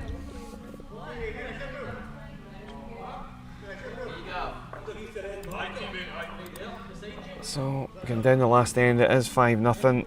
They can only get a possible 12. For the only time tonight, Johnny, I'm going to do it just because I can. They're playing their power play on the streaming rink, so but it won't make a difference. Even if they score the maximum 6, net 12, they will only win by 7 and they had to win by 9. So it is all over by the shouting. Johnny Eller has said to you to enjoy work tomorrow. I think she's just having a wee dig at you because she is now officially retired. yes, she's retired. Lucky so and so. So she's enjoying late lie-ins, or she's enjoying I think she's, sangria in Tenerife. I think she can still get my pineapple creams for me. Yeah. She might know 1 or 2 still in the area, that's for sure.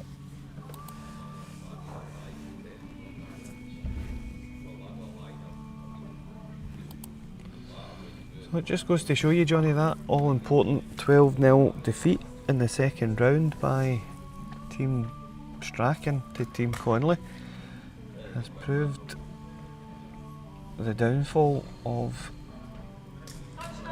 the night for them. They've obviously competed well against the other 2 sides, but to lose against Team Strachan 12-0 is... And I think you indicated as well that there were a lot of draws, wasn't it? Yeah. As well. Well, that might have been the case, that there might have been a couple of draws in there actually. 2 draws, and because I'm saying 12 was the difference. It's 14 that's available in any one fixture, so yep, it would have been. No, Jack, you're out with a bang, are you? Yeah, you're only as good as your last bowl. Yep. The wee cent.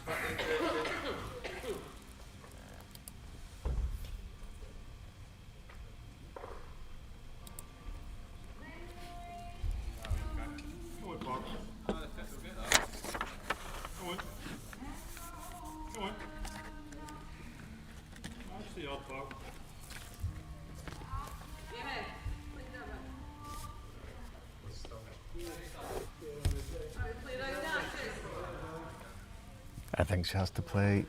We'll wait, use the short red one, straighten up onto the jack.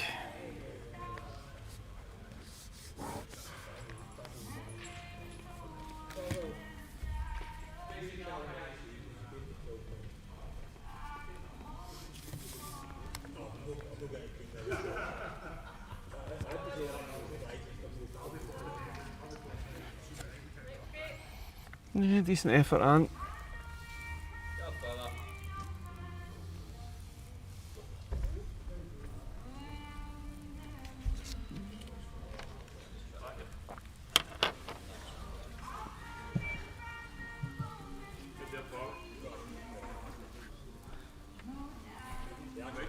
And the 2 goals need to go. Yeah, just playing for pride here. I know the game's a bogey.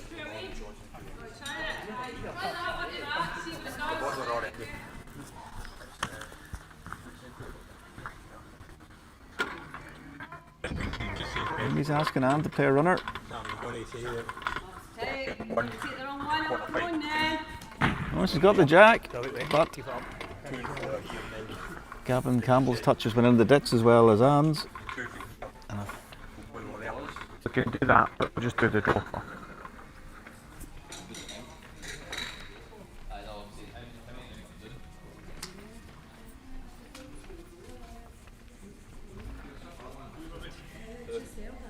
Yes, I think Anne's lying too.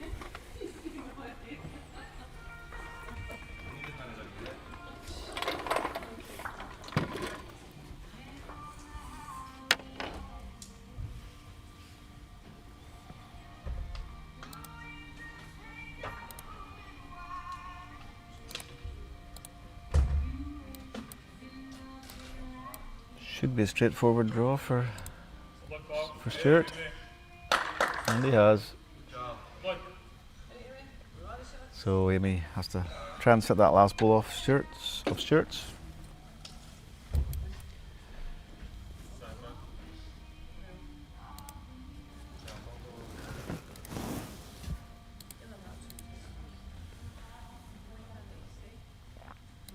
And they're doing an awful lot of studying for a game that's over.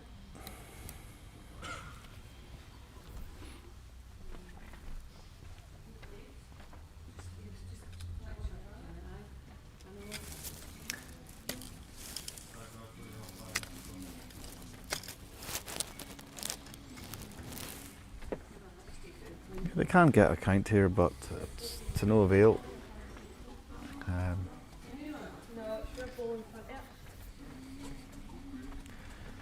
Yeah, I think they're trying to play Jack's ball onto the winner.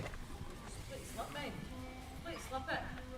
Please slip it and see what happens. Come on.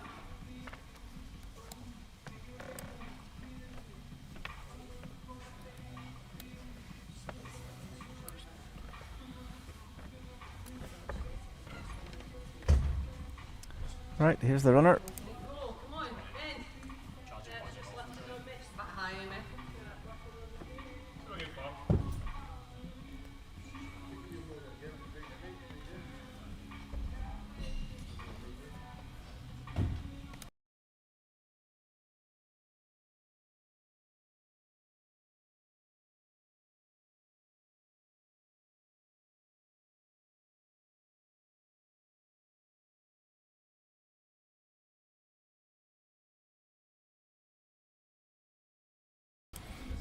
Okay, still going for it here. It's going to be under, but barring it's going to not make any change, so it is going to be a commanding victory in the end in this triples fixture. That's going to cement Team Montgomery's place in the quarter-finals next week. They win tonight, and as we said, Team Hume are going to make up the 8 teams that will face off in the quarter-finals next week. Johnny, you going to love us and leave us? Yes, I need my beauty sleep. Well, thanks for joining us. I'm going to conduct the draw live here before we go off air. Thanks, Johnny, for joining me. If you hang around for a minute or two, we will get the draw done.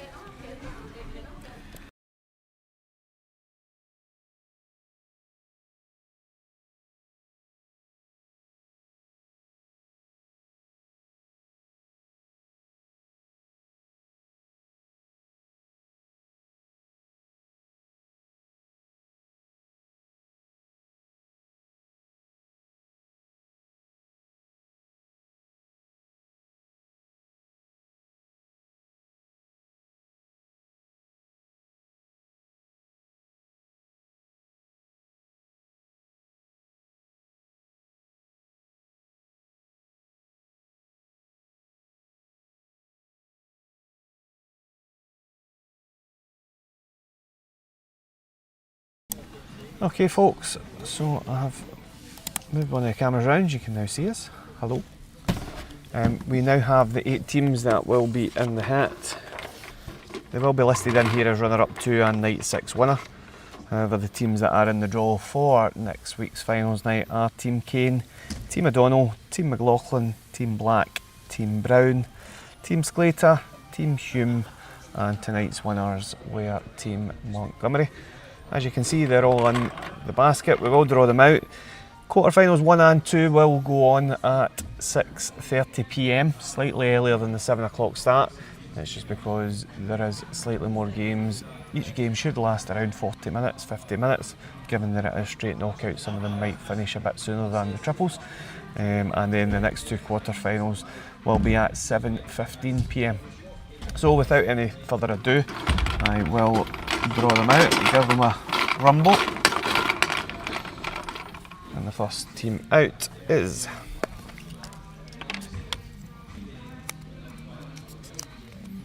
Team Kane, winners of the very first evening. And they will face Ooh, the double defending champions, Team McLaughlin. So Kane versus McLaughlin.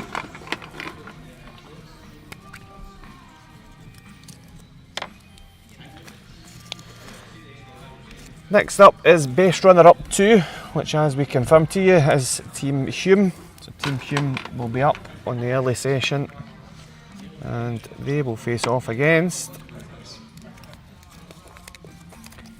Team Brown, Gary Brown and his triple last week, who were successful.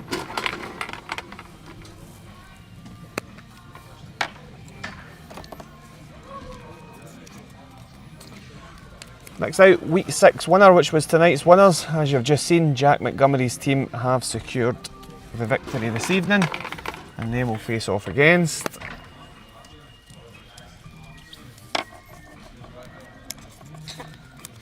Team Sclater. They were the runners up from the second night.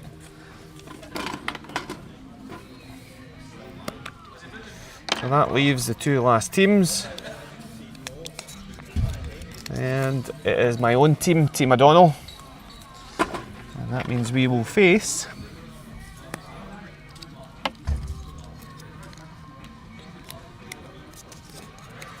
Team Black. Team Black from West Lothian. So that completes the lineup at 6:30 p.m. It will be Paul Kane's team against Greg McLaughlin. It will be Team Stevie Hume against Gary Brown's triple. And then at 7:15 following on, we'll have Team Montgomery versus Team Sclater and Team O'Donnell versus Team Black. What we will do is we will stream one game in full, so we won't be switching between 2 fixtures. So we'll decide during the week which game will be streamed. They'll take place on rinks 1 and 2. The other game will play on 4 and 5. After that, the 2 semi-finalists that play on 1 and 2 will quarter-finals that play on 1 and 2 will move over to 4 and 5. So it's not a predetermined that top plays bottom on this. Effectively, whoever wins on rinks 1 and 2 will move to rinks 4 and 5. So that'll be determined purely by a draw, which will take place later on, and then you will know the full lineup for the night. So other than that, join us next Monday for finals night. It will be the finals night that we will do for now in this format. As I say, we are going to park the bus after this season on the West Best 3s. But thanks again for joining us. As ever, thanks to our sponsors. I'll put on screen for you now. SK21, Taylor, Howdens and Indigo. Forever we're indebted to the support that you give us in any of our competitions. But until next Monday, thanks for joining us. Good night.